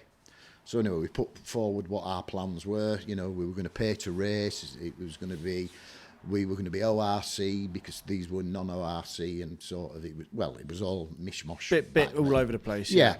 So me and Paul put together a structure and agreed to buy it, and then we had to get tracks to race on. So you'd bought it before we even figured that part out. Oh, yeah. But I knew that I knew a lot of people in F1s like Hazel, Barry Watson, Steve Rees. So I was sort of convinced that they'd give me a try. Even if it was pre-meeted or whatever, we would get some dates. So, but the big problem was, to become the ORC secretary was a guy called Paul Gerard at the time. And a few years before that, I'd had a big fallout with Hans Kirmer, who runs the Rebels, and ended up, we'd gone to court and all sorts, but anyway, ended up at a tribunal that Paul Gerard was on. And at the end of this tribunal, I turned round to Paul Gerard and told him he was a two-faced, bottleless little so-and-so, and walked off. So then, move on 5-6 years, I've got to go and say, "Excuse me, Mr. Gerard, can we have some dates at your track, please?" Did it go down well? I didn't do it. My brother did. So anyway, a lot of politics went on in between, but we go to our first meeting for Inca Race at Birmingham Wheels, and we do the meeting, do it all. At the end of it, one of the marshals comes up to me and says, "Oh, Paul Gerard wants to see you up in the box." I'm like, "Oh, God, here we go." So I goes down to the box, and you used to have to go up the steps at Birmingham, up into the box, into race control, and Paul sat there, and he stands up, and he just held his hand out. He said, "Ian, you've done a brilliant job. Let bygones be bygones." And from that day on, we got on brilliant. So that was the start of it. That was lucky, yeah. Yeah, and then my brother had more sense than me, and he said to me, "Look, I want out, so will you buy me out?" And me, being the idiot, went, "Yeah," instead of saying, "Well, should we just sell it all?" I thought, "No, let's do it." I mean, I love it, and I'm invested in it, and I'm invested in the people. I don't do it for money. I don't need the money, but I don't do it for money because there's not a lot of money in it. I do it because I love it. And, when we're racing, you've seen, I just buzz. Yeah. I do. I love it. Great From head people. to toe, driving around on your quad yeah. bike, that's it. Yeah, that's it. So, no, I love it. And so what, still involved. What goes into it? Because that was 2010. Yeah. Was it 2010? 2009. 2009. Yeah. And we're now 2026. Yeah. It's a long time. Yeah. So what goes into it, owning an actual formula? As I said, the difference between somebody like Speedworth, who's got 1300s, 2 litre hot rods, they're his own formula, whereas you're actually... Private. You're private. Yeah. So this is where it gets complicated on the short ovals, I think. So you then obviously pitch to the tracks. This is my formula. This is what we'll do. This is how much we'll pay. We're a pay to race formula, and you pay. We pay each promoter X. I charge my drivers. I'll be straightforward. I'll give you the numbers. I charge my drivers 40 quid a piece to race at a meeting. Yeah. Out of that 40 quid, I give the promoter 20. Yeah. Right. Now, not all my drivers pay 20 quid to race. My Gold Top, he gets a tenner off, so he pays a tenner. He pays 30 quid to race, so which is cool. My points champion, the same thing. If you win the feature the week before, you don't pay the week after. Big incentives. My two lads that ride the quads that do recovery, their kids don't pay. So a lot of it, so people look and they go, oh, you got 50 cars and you're getting 20 quid a car. That's £1,000 you've taken straight away. Nah, that's not how it works. No. But anyway, so that's what we do. We have an agreement with the promoters. I have the same agreement with every promoter. Any promoter comes on and goes, I want more, then it's like, no, this is what I pay everybody. We work on the same. We're all fair, yeah. Yeah, so that's how we sort of do it. I license the drivers. I create a rule book. I have to do all the risk assessments. I have to do all the child protection. Because obviously it's not just adults. You've No, got the it's junior, kids. you've got juniors as well, Yeah. which is in the same cart. Yep, same carts they can use. There's just a slight weight difference. That's all. Same engine, same everything. So yeah, in a way, it's going back to when I was on the committee and I said the committee didn't work. I'm a control freak, I suppose. I want to be in control. I want to control my own destiny, which 9 times out of 10 works. And then you just get something like what's happened this winter, and everything goes out the window a little bit. Yeah. But so no, I spend a lot of time. Obviously, I have to keep ordering parts and keeping on top of it, get the trailers stocked up, get everything ready, do the points. So I spend a couple of days a week just doing that. Yeah. But I do it at my own pace because, I've got all day to do it. And you've not got somebody saying to you, this needs to be done, this needs to be done. It's you going, yeah, I'll do it Tuesday and Wednesday. Yeah, that's it. So who builds the cars? Now they're built by Rob Mitchell at TMR, big in the F2. The F2 chassis. Yeah, so Rob builds them now. So you sell these to the drivers, brand new, ready to race. You stock all the parts as well. Yeah. Because don't you have a trailer there, which has got... we have our transporter. So basically on the cars, a lot of parts you have to buy from us. Oh, I can just see a V8 pulling up there. A nice one. So you have to buy a lot of the parts from us. They're all tagged and sealed. All the engines are dyno tested and sealed. So that's where we actually earn our money, is that side of it. Yeah. But what we do is, I haven't sold a new car for 4 years because I won't.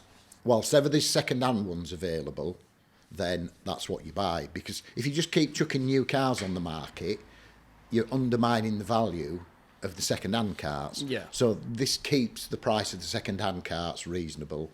Because you can't really go and buy a new one. Yeah, don't matter if you come to me, if you're a millionaire, Tebs, and you come to me and go, I want a new car or I'm not racing. Well, sorry, mate, you're not racing.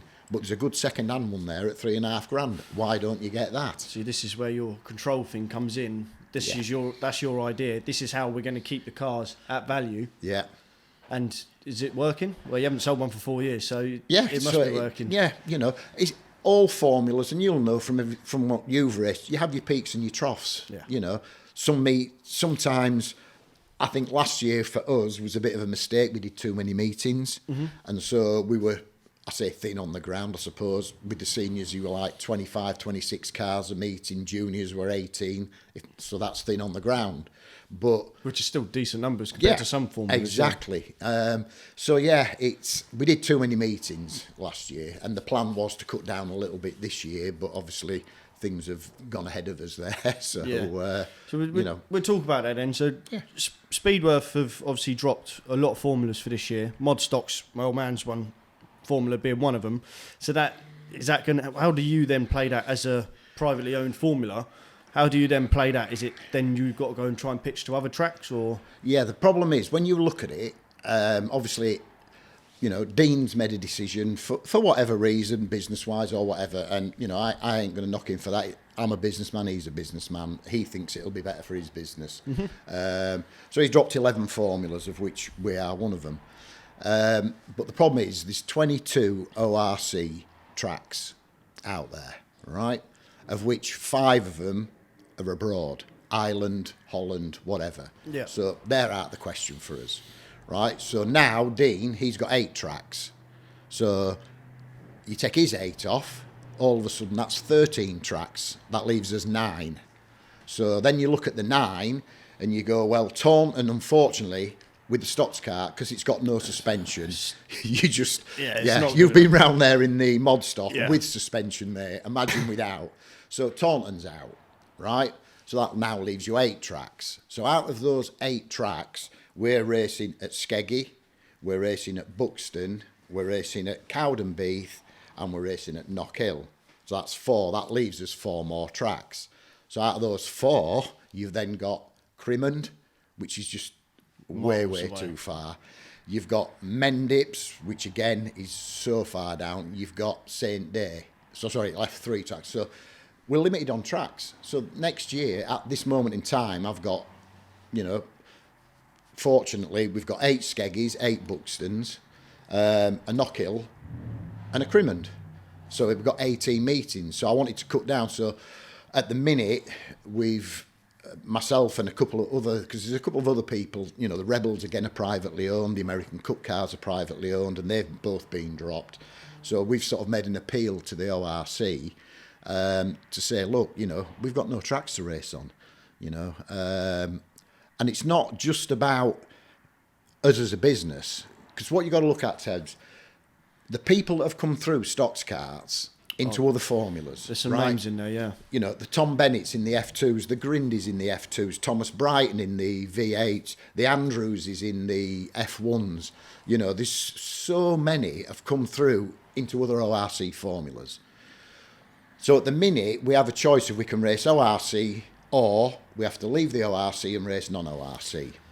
Now, when you look at it, if we have to go non-ORC, right, our drivers that are with us, some of them will come, some won't, but so we get new drivers in, but where are they going to go when they step up from Stoxkarts? They're not going to go Brisker F2, they're going to go F2 Outlaw. So you're going to lose drivers from within the ORC. Between myself, the Rebels, and Steve Stanford, we've got 160, 170 drivers. Even if you've only got $5,000 invested in this job, right, 175 grand is a lot of money. Yeah, of course. So my thing is, we're asking the ORC if we can have a couple of limited dates.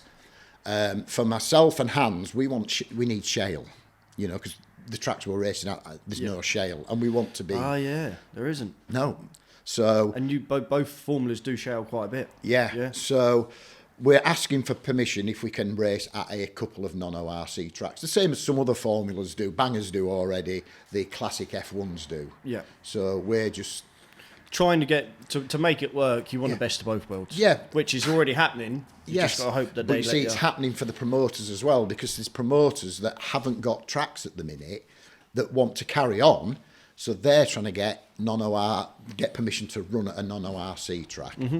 So that's basically that one. Can we have a toilet break? Yeah, go on. And we can get Norman that in, can't we? Right, so that brings us on to, we've just gone for a toilet break and 2 coffees have just appeared out of nowhere on the if you're watching on YouTube. We just finished with the stock cart bit, and now I want to go back a little bit towards the racing before moving on, about any rivalries. I know you said you had a bit with John Lund, you had a bit with the Waymans, well, a good bit with the Waymans. Did you have any more before?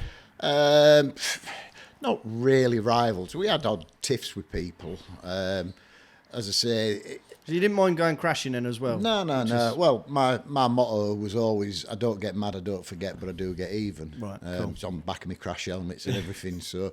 And your nickname's Captain Chaos? Well, yeah, that's just because I just crashed all the time. But no, not really rivalries, but I sort of wouldn't back down with people. I had to do with Barry Heath was one of them, a few of them. I think the main one really... would have been, me and Lundy went through that bit, but no, when Frank first started and he was a bit of an upstart, we had a bit of a do there. As I say, I mentioned earlier that we had the do at Northampton, but nothing too big. Nothing really. I had a bit of a do with Dan Johnson when I came back in 2012. We were at.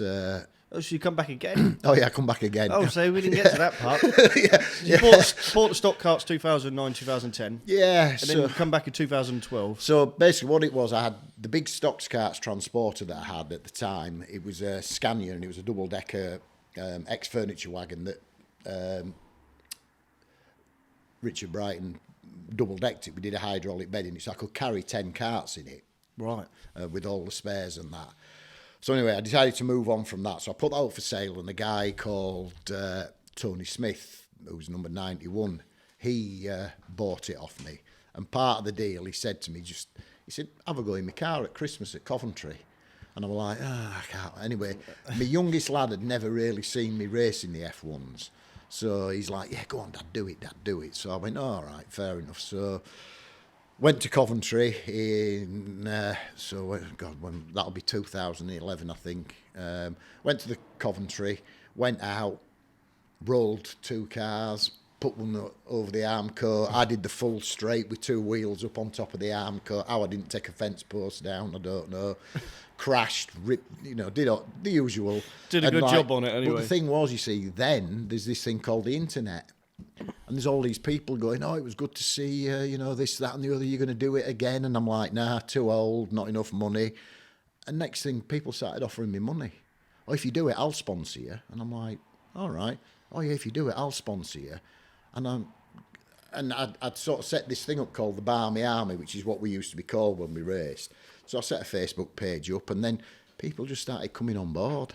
And then I got somebody goes, well, I'll buy a car for you.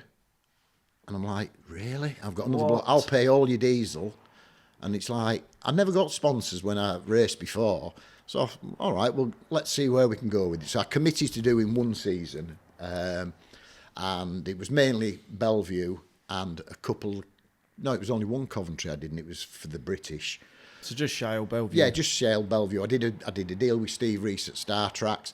Basically, what I did is I set up the Barmy Army as a fan club, and if you paid me 50 quid, you got a baseball cap, you got a card that gave you 2 quid off admission at any of Star Tracks' tracks, and, just little bits like that. All the names went on the bonnet of the car and that. So we got all these people together, and so we went again, bought an engine off a mate of mine, Jeff Nichols, bought a chassis, an ex-Wayman car, or a Wayman-built car off Tony Smith, and got Frank to look after it again like the old days, because I just didn't have time to do it. You're still running the Stoxkarts? Yeah, I was running the Stoxkarts as well, so we did a little bit, did a few, and then we went to the British down at Coventry, and I was struggling. I had no brakes on the car, and I mean, I sponsored Paul Hines in the F1s. I sat him He's always got the big... Yeah, well, I sat him on top of the fence. So, not on purpose, it was just... Well, anyway, the race gets stopped, Paul sat on top of the fence, and then we're in the final, and I've qualified quite well, as it happens, and I'm in the final. And I was too old, mate. Honestly, I was knackered. I had no power steering. I couldn't breathe. So we goes out in we goes out in the British Championship, honestly, and we're going round, and I get lapped by the leaders, and one of them I think it was Dan Johnson it was Dan Johnson, and he comes past me, and he goes into the corner, and he's half spinning it, and I just couldn't be bothered trying to miss him, so I just hit him on back corner and took him all the way around. Thought no more of it, carries on going round. Next thing, bang, I get picked up and I'm stuck in the fence at the bottom end. I'm like, oh God, so I'm like, sort of trying to breathe, and I'm like, right, don't start. Boom, oh yeah, right. We've heard that story before, haven't we? Clutch, prop shaft be off, oh God, no. Right, we've got to carry on. So I go to set off anyway, the steering wheel just went like that. I was like, thank God for that. Switches it off, just sits there. End at race comes, and I gets out my car, my mechanic AJ comes running across. Next thing, Dan Johnson pulls up alongside. He starts giving it out of the car. I'm like, what's he on about? So I goes, what's up, Dan? He goes, that's payback. I went, what do you mean payback? You did this, you did that, that's payback. I went, that ain't payback. I said, if you want to know what payback is, ask your dad. We've had plenty of that. So anyway, that were it. I never thought any more of it. But I was going straight from Coventry down to Dover to catch a ferry across to France in my motorhome. But I was in agony. I weren't letting on. So anyway, I'm laid on the bed in the motorhome, and my missus is driving, and my phone goes.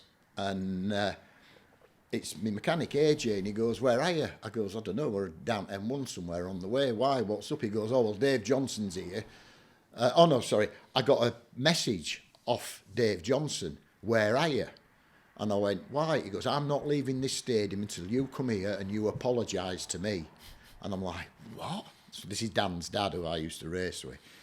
So I forwarded it on to my mechanic, AJ.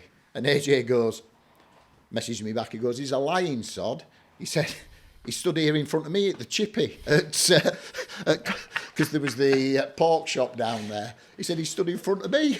So anyway, it's no came of it. It was just heat of the moment thing, you know. But honestly, I was black and blue, and that was when I said, you know what, I'm done. So come the end of the season, what I did is I decided to, because I've got a lot of sponsors who were brilliant, so I hired Birmingham Wheels. I took my F1 down, I took a couple of Stockcarts, I got a couple of Rebels, I got the 2-seaters, and I did a sponsors day. For anybody who paid me over 300 quid, I gave them a day out. And have a go. And mate, they'll all tell you what a day it was. They absolutely loved it. So they'd start in a Stoxkart, then they'd move up to a Rebel, then they'd go in an F2, then we'd take them out in the 2-seater, then they had to go in my F1, right? And we had the track for the whole day. It probably cost me about $2,000 for the day, right? Paying to get the 2-seaters there and everything. Yeah. Every single one of them wanted to go the next year. They're like, let's do it again, Ian, let's do it again. I'm like, I'm too old, I'm too knackered. And then the guy who'd sort of bought me half the car, just the agreement was when I sold it, he'd get half of it back. And so I put the car up for sale and everything, and he just said, keep the money in. Oh. He said, I've had a ball this year.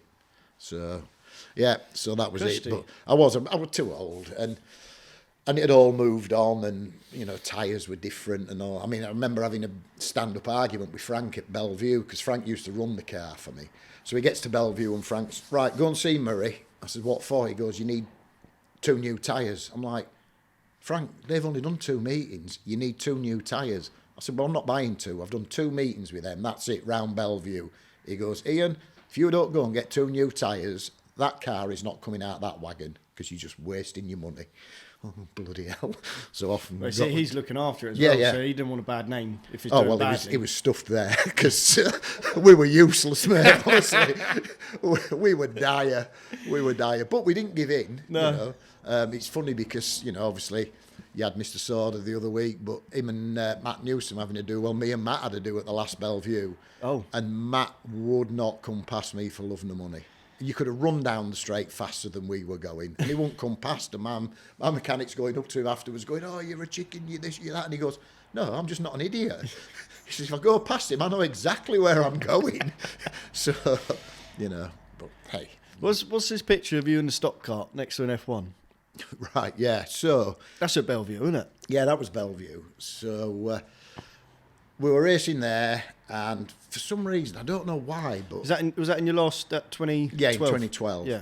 So I'd had my son's Stoxkarts done up the same as my F1. The blue and white one? Yeah, that's it. So it all looked the same. It had his number down on the angle, the star tracks and everything.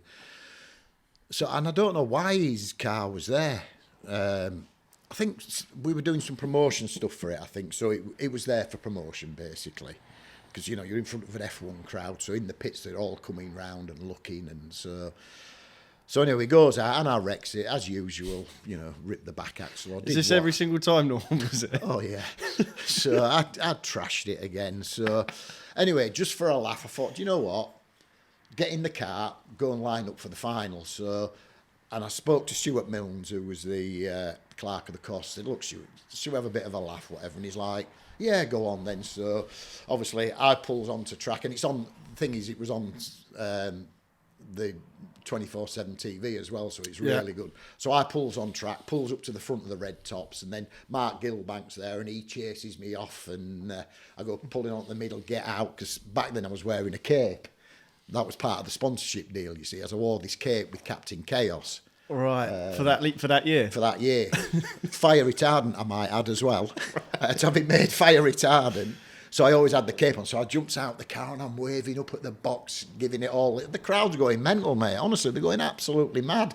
So, yeah, that was just another bit of publicity that we did, just a bit of doing. And then at the end of that year was I decided that I'd had enough. So I sort of did a farewell there, and so I had a load of banners made, and we went round to the start finish, and the guy, Peter York, who was the guy on the mobile thing, wanted to interview me. So I said to my partner, Christina, I said, look, you come round, we got a load of giveaway stuff, postcards that we had and everything. I said, you come round, bring those round, and, we'll give them away and everything. So she came round, so we stood on the infield there, on the Greyhound track.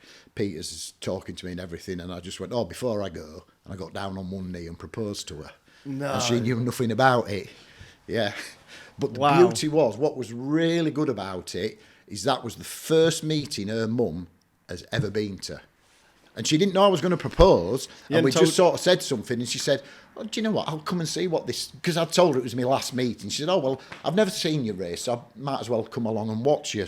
This was her mother. So it was the first meeting she ever went to, and obviously I went and proposed in front of her. Yeah, so I'm a romantic, Very good. That's a cool story. Yeah, but it was the same as like our wedding, because everything for me is racing. Like at my wedding, my wedding was actually across the road here in that field, in a barn, but it was all racing related. Tell them about the tables that we just come in and these are the Lazy Susans from the tables. If you're watching on YouTube, there's a thing showing now. If you're on Spotify, make sure you check on YouTube for these tables, because they're cool.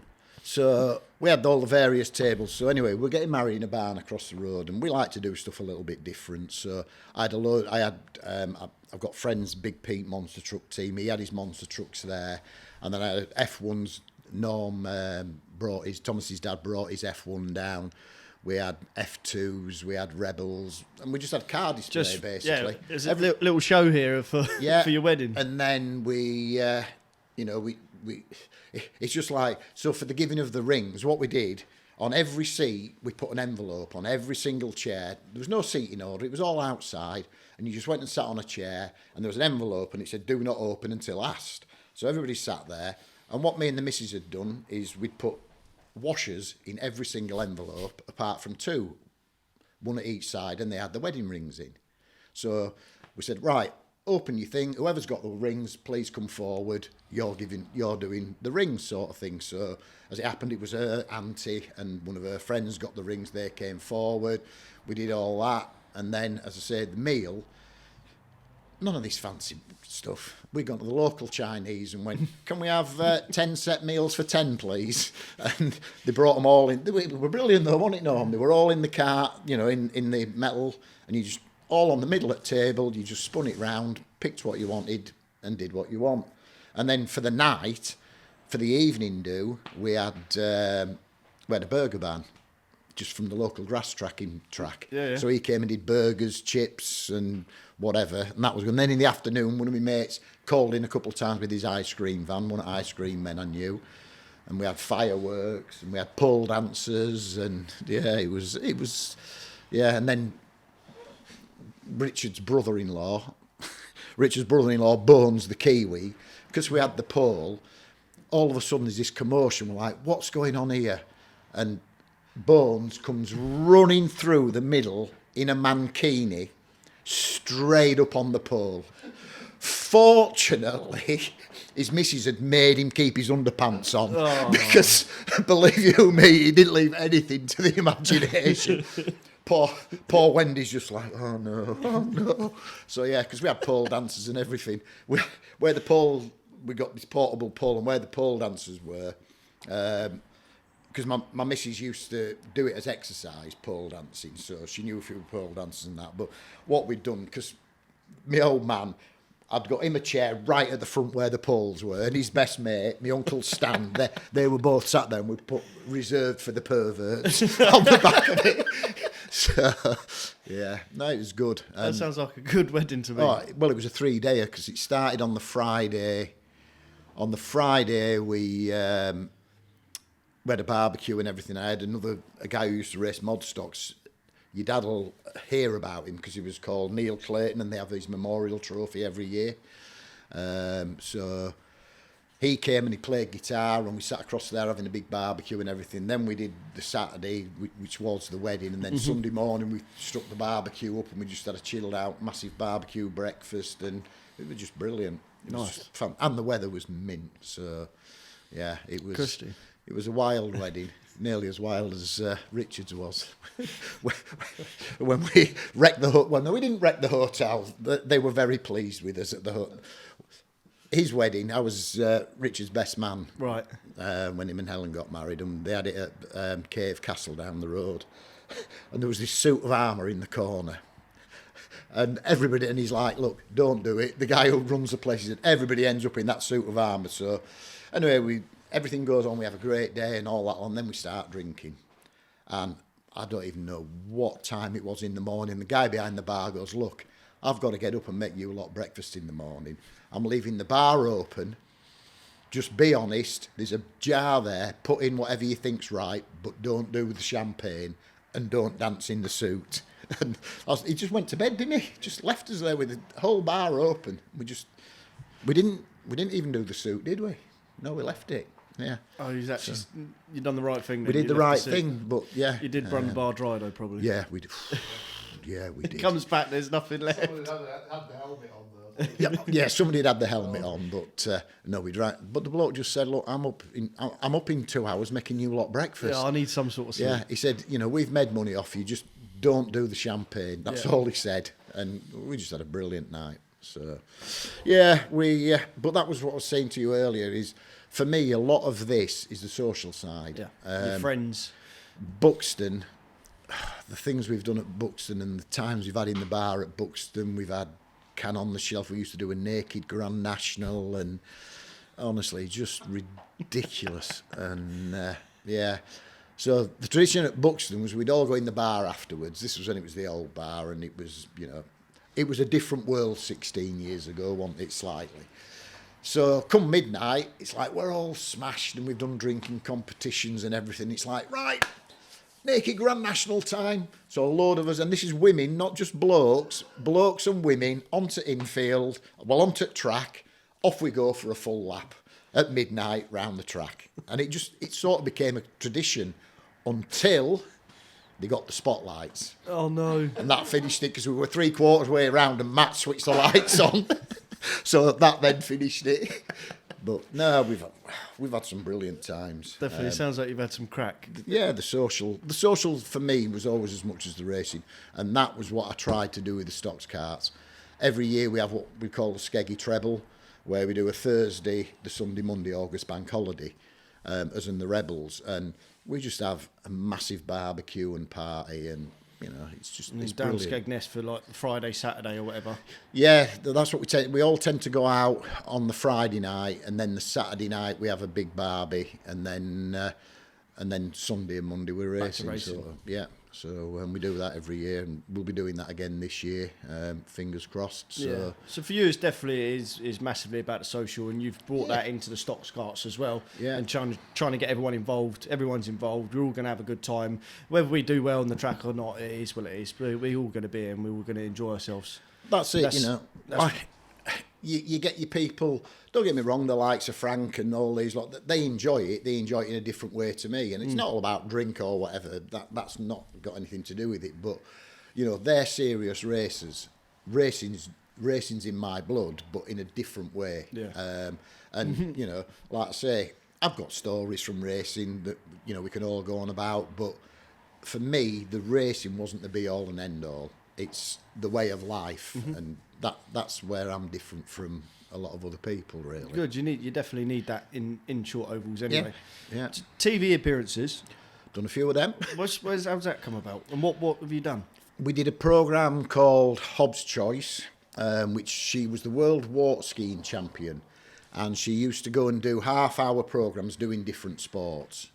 So they approached us to ask if we could do anything for her, and we ended up doing a half-hour programme. It's on YouTube somewhere, Hobbs Choice it's called, and she ended up racing my car at Odsall.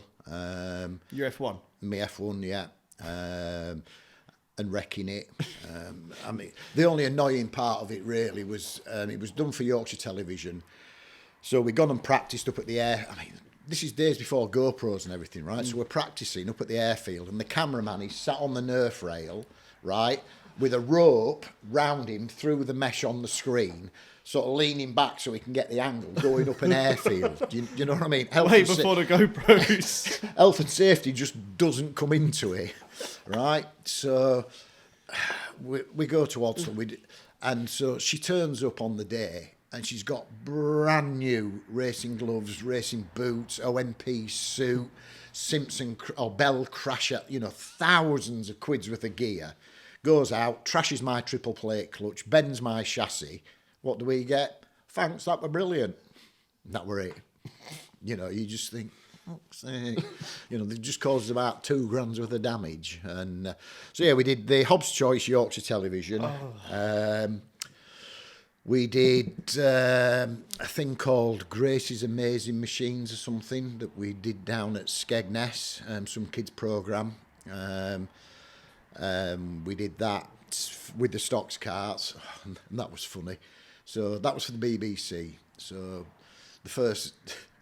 they've got a new bloke there with the drone, and it's his first day working for the BBC with his drone. Oh, no. Right? So you go through all this stuff, you've done all the health and safety, the risk assessment, you do all that lot. So it's like, right, we'll start filming, and this bloke texts us the thing up, and he starts zooming it about and everything. He obviously couldn't see in the drone through the images the mesh safety catch fencing, and just flew this brand new drone on his first day at work straight into the catch fencing, and it just disintegrated everywhere. And it was like, oops. I don't know how long he kept his job. And then we had to do one for Blue Peter. We did one, not had to do one, we did one for Blue Peter. They had some challenges and we had a thing there. But the problem is now, the health and safety, and because it's Blue Peter and it was for kids, they wanted to use our kids. So then you've got all the child protection stuff and safeguarding. And don't get me wrong, there's reasons why it's there, but most of it's the BBC's fault anyway. Allegedly. Allegedly. Yeah. So it's just stupid stuff. Like we turn up at Skeggy Stadium, Rob's been good enough, and Paul Brown between them, the paperwork they've had to fill out for risk assessments and all this. So we get there, and the producer and their child protection officer come and go, all right, where are the toilets?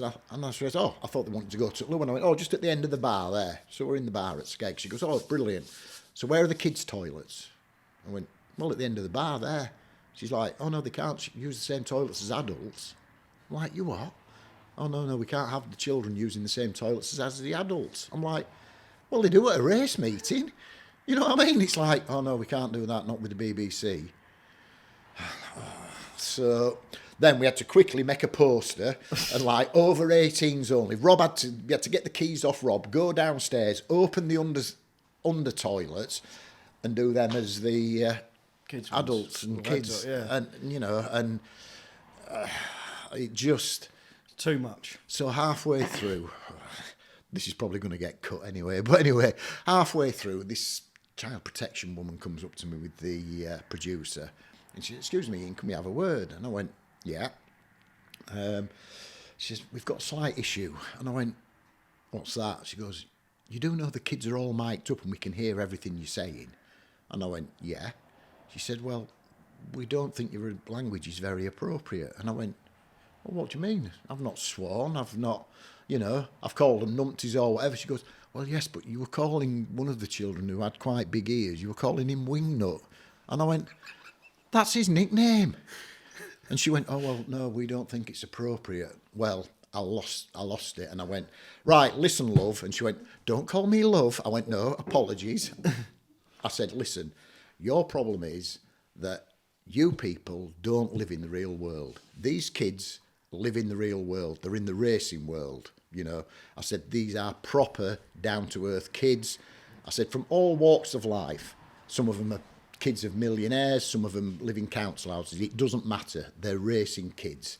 I said, your problem is that all you got is those sat at home, wrapped in cotton wool, playing on the PlayStation. Don't come here giving me that. And I walked off.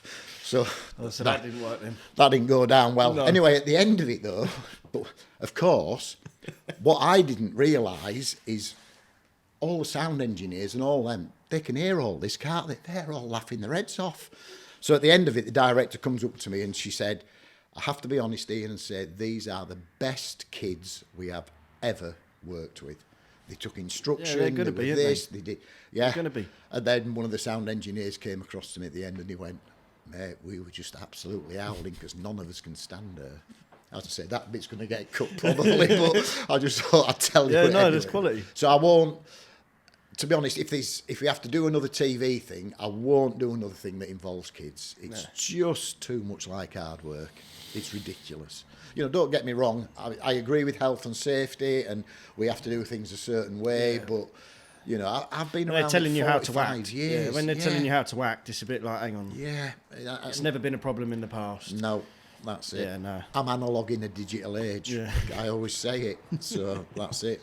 Yeah. Nice. So we're talking about Skeggy and Rob Speak, but I went and done an F1 experience day with Frankie Wayman. But Yeah. I've heard that you was doing them long before Frankie was. Yeah, in the 90s. In the 90s? Yeah. Basically, I don't know, I just have these stupid ideas. So I did. Can you remember what year we built the two-seaters, Norm? That would have been about 97. Yeah, somewhere around there. 97, because I'm sure we had one at World Final. We did, yeah, the Coventry World Final. The year after Frank said maybe 99. 99 it was, yeah. So 1999, I had this harebrained scheme.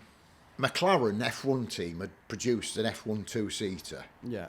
And I thought, what a brilliant idea that is, you know, because there's a lot of people out there who have, you know, they'd love F1s, whatever, they'd never want to go in one or whatever. So I had this harebrained idea, and I spoke to Frank and I spoke to Tim Mann. So the three of us then decided we were going to build one, this two-seater, and we spent a load of time up at the farm, and then the New Zealand team were coming across for the World Final, so it was a mad rush. So who's now Norm's brother-in-law, Bones, who we spoke about, he came across with a couple of other guys, and they all mucked in, and we built this thing. Well, we built two of them, didn't we? And we took them down to Coventry World Final, and then from there I just sort of thought, well, we can use these. So I agreed, I did a deal with the promoter, John Haynes at the time, to rent the track off him and do what we called Live the Dream. And it was your chance, basically what Frank's doing now, apart from we only had one car on the track at a time. We had two cars there, but what we do is you come in, we do a bit of a classroom talk, I had my tarmac car on display there, we talk about that and stuff, Tim Mann did it, and then what we do is we divide you into two groups. One group would go out in one car, one group would go out in the other, do a load of laps each, then we'd swap you over, so you got to go in both cars really. And then we'd also take people out on the so while one group's having a go in the F1, we've got the other group are going in the two-seater sort of thing. So that's how we did it, and it were very popular, and it brought new drivers into the sport. You know, John Walker, Dean Whitwell, there was a few of them. It brought new drivers into the job. And the only reason we finished doing that, in all honesty, was Frank was just too busy. Because we depended on Frank for transport. And he was taking them down for you. He was transporting them for us, and Frank is not the most time-friendly person you will ever meet. And, you know, when you've got 20 people queued up, waiting, and the car's already... Frank, come in. And you've timed it that you've got exactly 7 minutes per person to get them in, done, twisted, out, and Frank's an hour late. You're like, oh, and I couldn't do with the stress. So that's why we sort of packed it up. And, you know, Frank's, as you say, you've done it now, and I think it's brilliant, you know, and it will attract new people into the job, because there's a lot of people. Look, these things are evil, you know, these F1s. They are a proper piece, and when you don't realise, when you hit that wall or somebody hits you, people have no idea, just no idea. I mean, when we did the two-seaters, we were doing this day at Northampton, and it was me and my brother, my younger brother Paul who raced. And so anyway, we had the agreement, you give a tap, you give a up, you give... Whoever was leading going into the last bend, you knew a good one was coming. Yeah. And on this one particular time, our Paul's leading, and I thought, right, he's having it. So I come and I hit him, and just as I hit him, the brake pedal snapped as he's hit the brake pedal. So the car's gone in the fence, absolutely flat out at Northampton, straight up, all mangled up on the front, on the fence post. And we had paramedics there and everything anyway With a when we passenger did in it? With a passenger in it. Oh, no. Right, and what we had in the car, there used to be a handle that you grabbed hold of for the passenger. There was no steering wheel, so they had a handle that, mate, we could not get this, you couldn't get his fingers undone. And we're like, are you all right? He's like, yeah. Am I alive? He's like, yeah, you're alive, mate. Yeah, just let go of this thing. Yeah. No, let go of it. Yeah. His brain couldn't work it out. And it took us 15 minutes. He weren't hurt in the slightest. It was just shock. And honestly, we could not. So this bar was like that, and then it came down, it went under, and it was held in with a pin. So we ended up taking the pin out, getting him out of the car, and he's still holding this bar. So, it's just mad. And then the best one we did is, because at that time, Rob Speak wasn't really big in the F1s. Obviously, he was massive in the F2s, but we did a Cowdenbeath weekend. So we advertised it as Frank versus Speaky. Oh, and his two-seaters. Yeah. Yeah. Mate, the people that went out, they were paying, they're like, honestly, they're in the queue, and one of them's going, right, we're going, right, you're in with Rob, you're in with Frank. No, I want to go in with Frank. Well, no, I'll pay another £100 if I can go in with Frank. It's like, what? And then guys who got rides booked, because you could only book so many rides in, they're going up to people in queue going, can I buy your ride off you?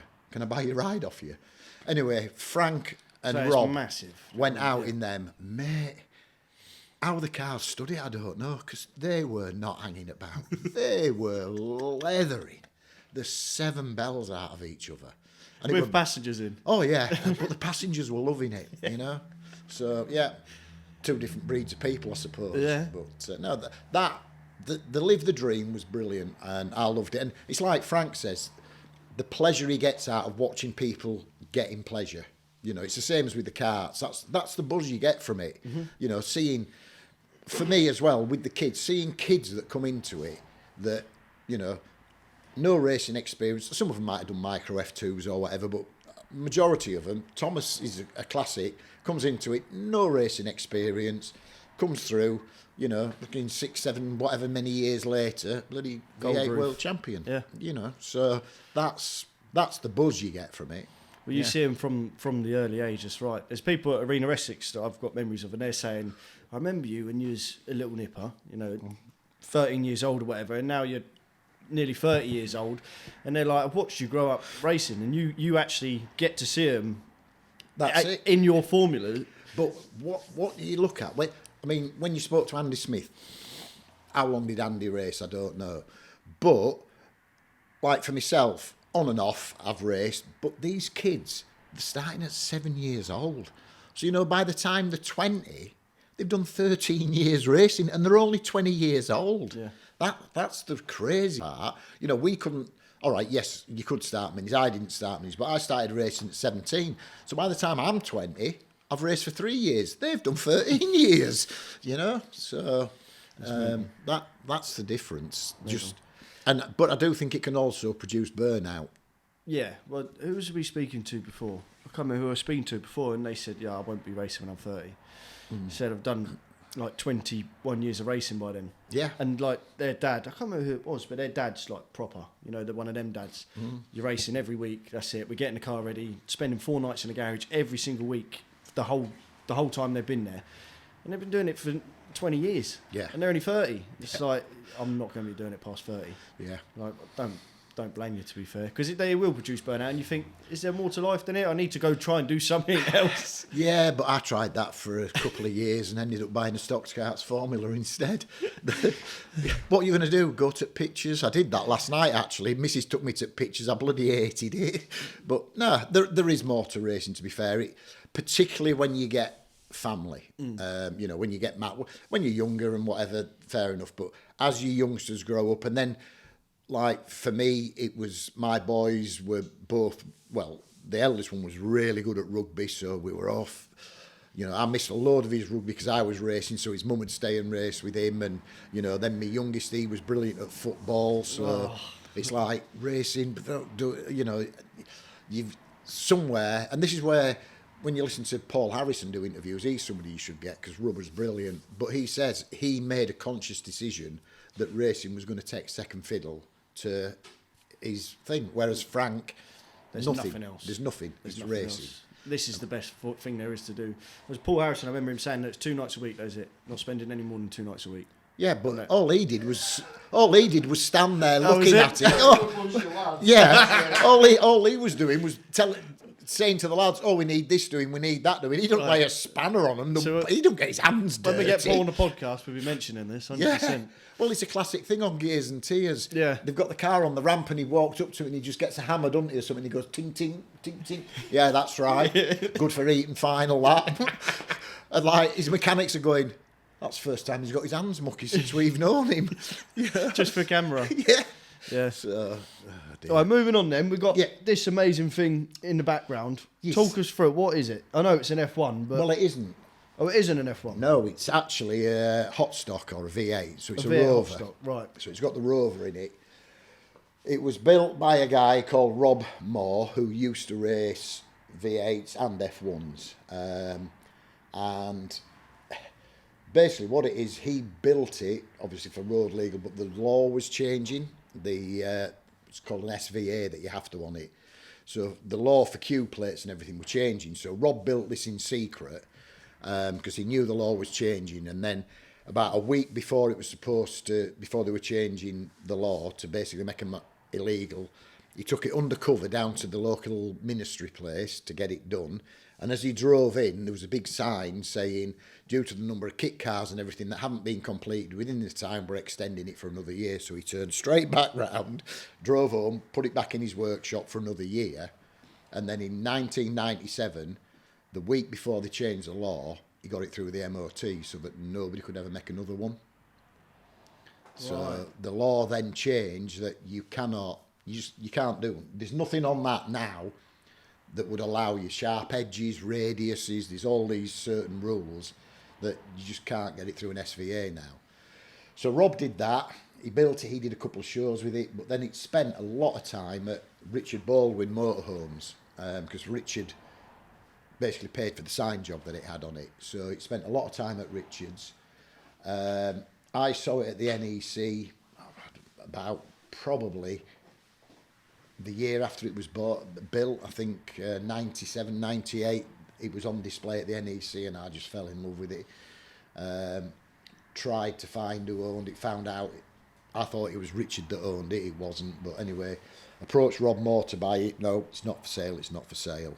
Then, that was it sort of thing. Then next thing, a guy called James Thackeray, ex-British champion in F2s, etc., his lads started racing Stoxkarts, Harley Thackeray and Jordan, both big names in the twos now. Yeah.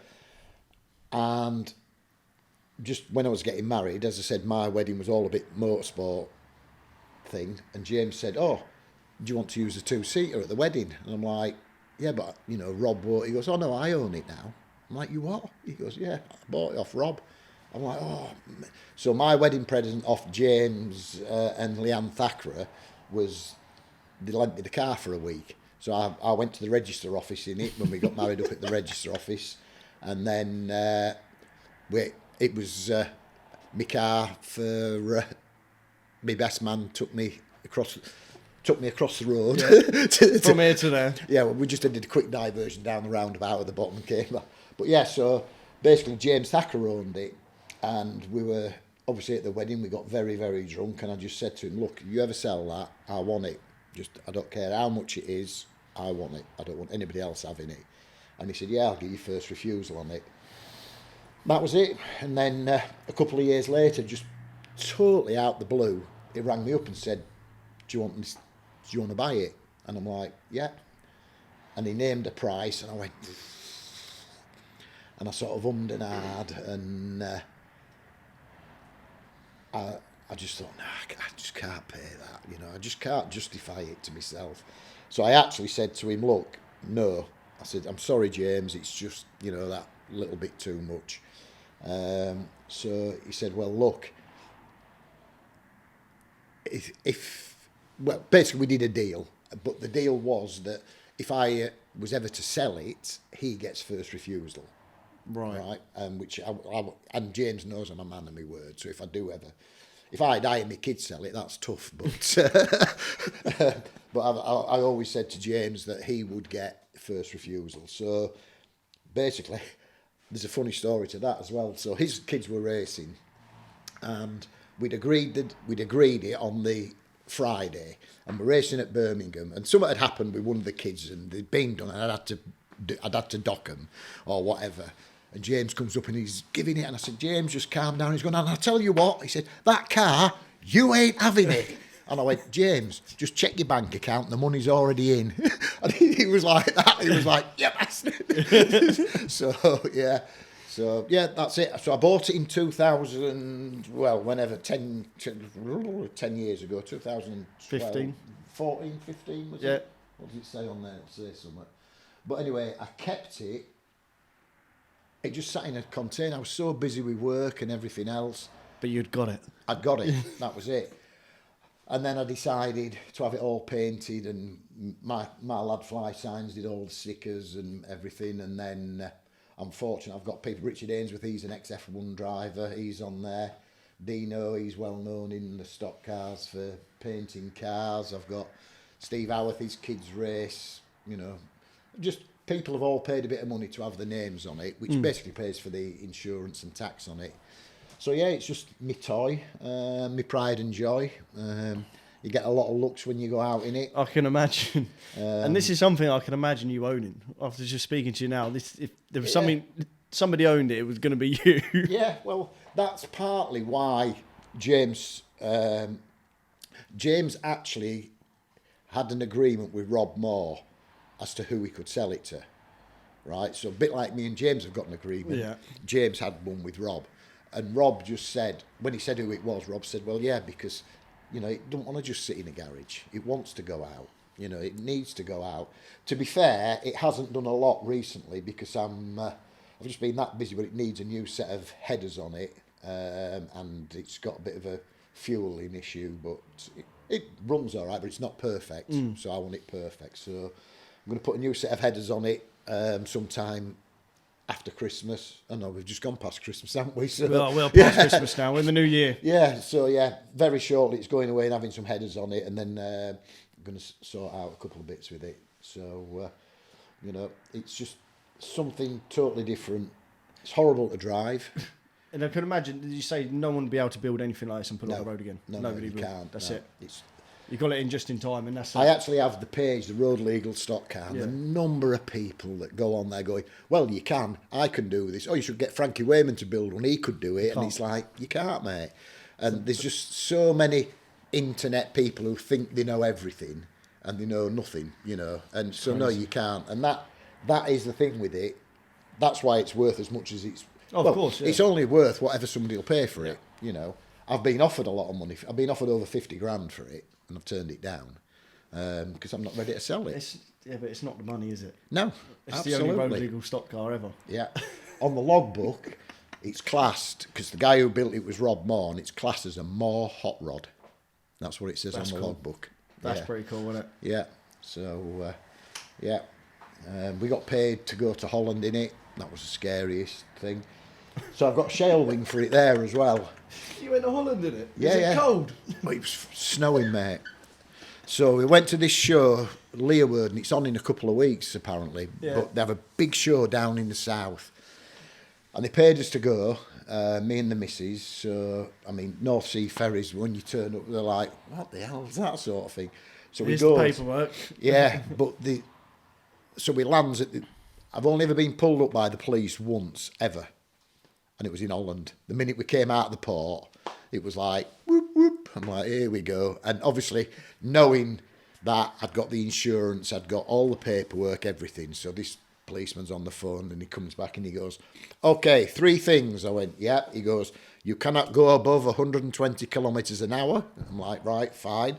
"You cannot go into Amsterdam." I'm like, "Yep, fine." "And after Brexit, you cannot come back."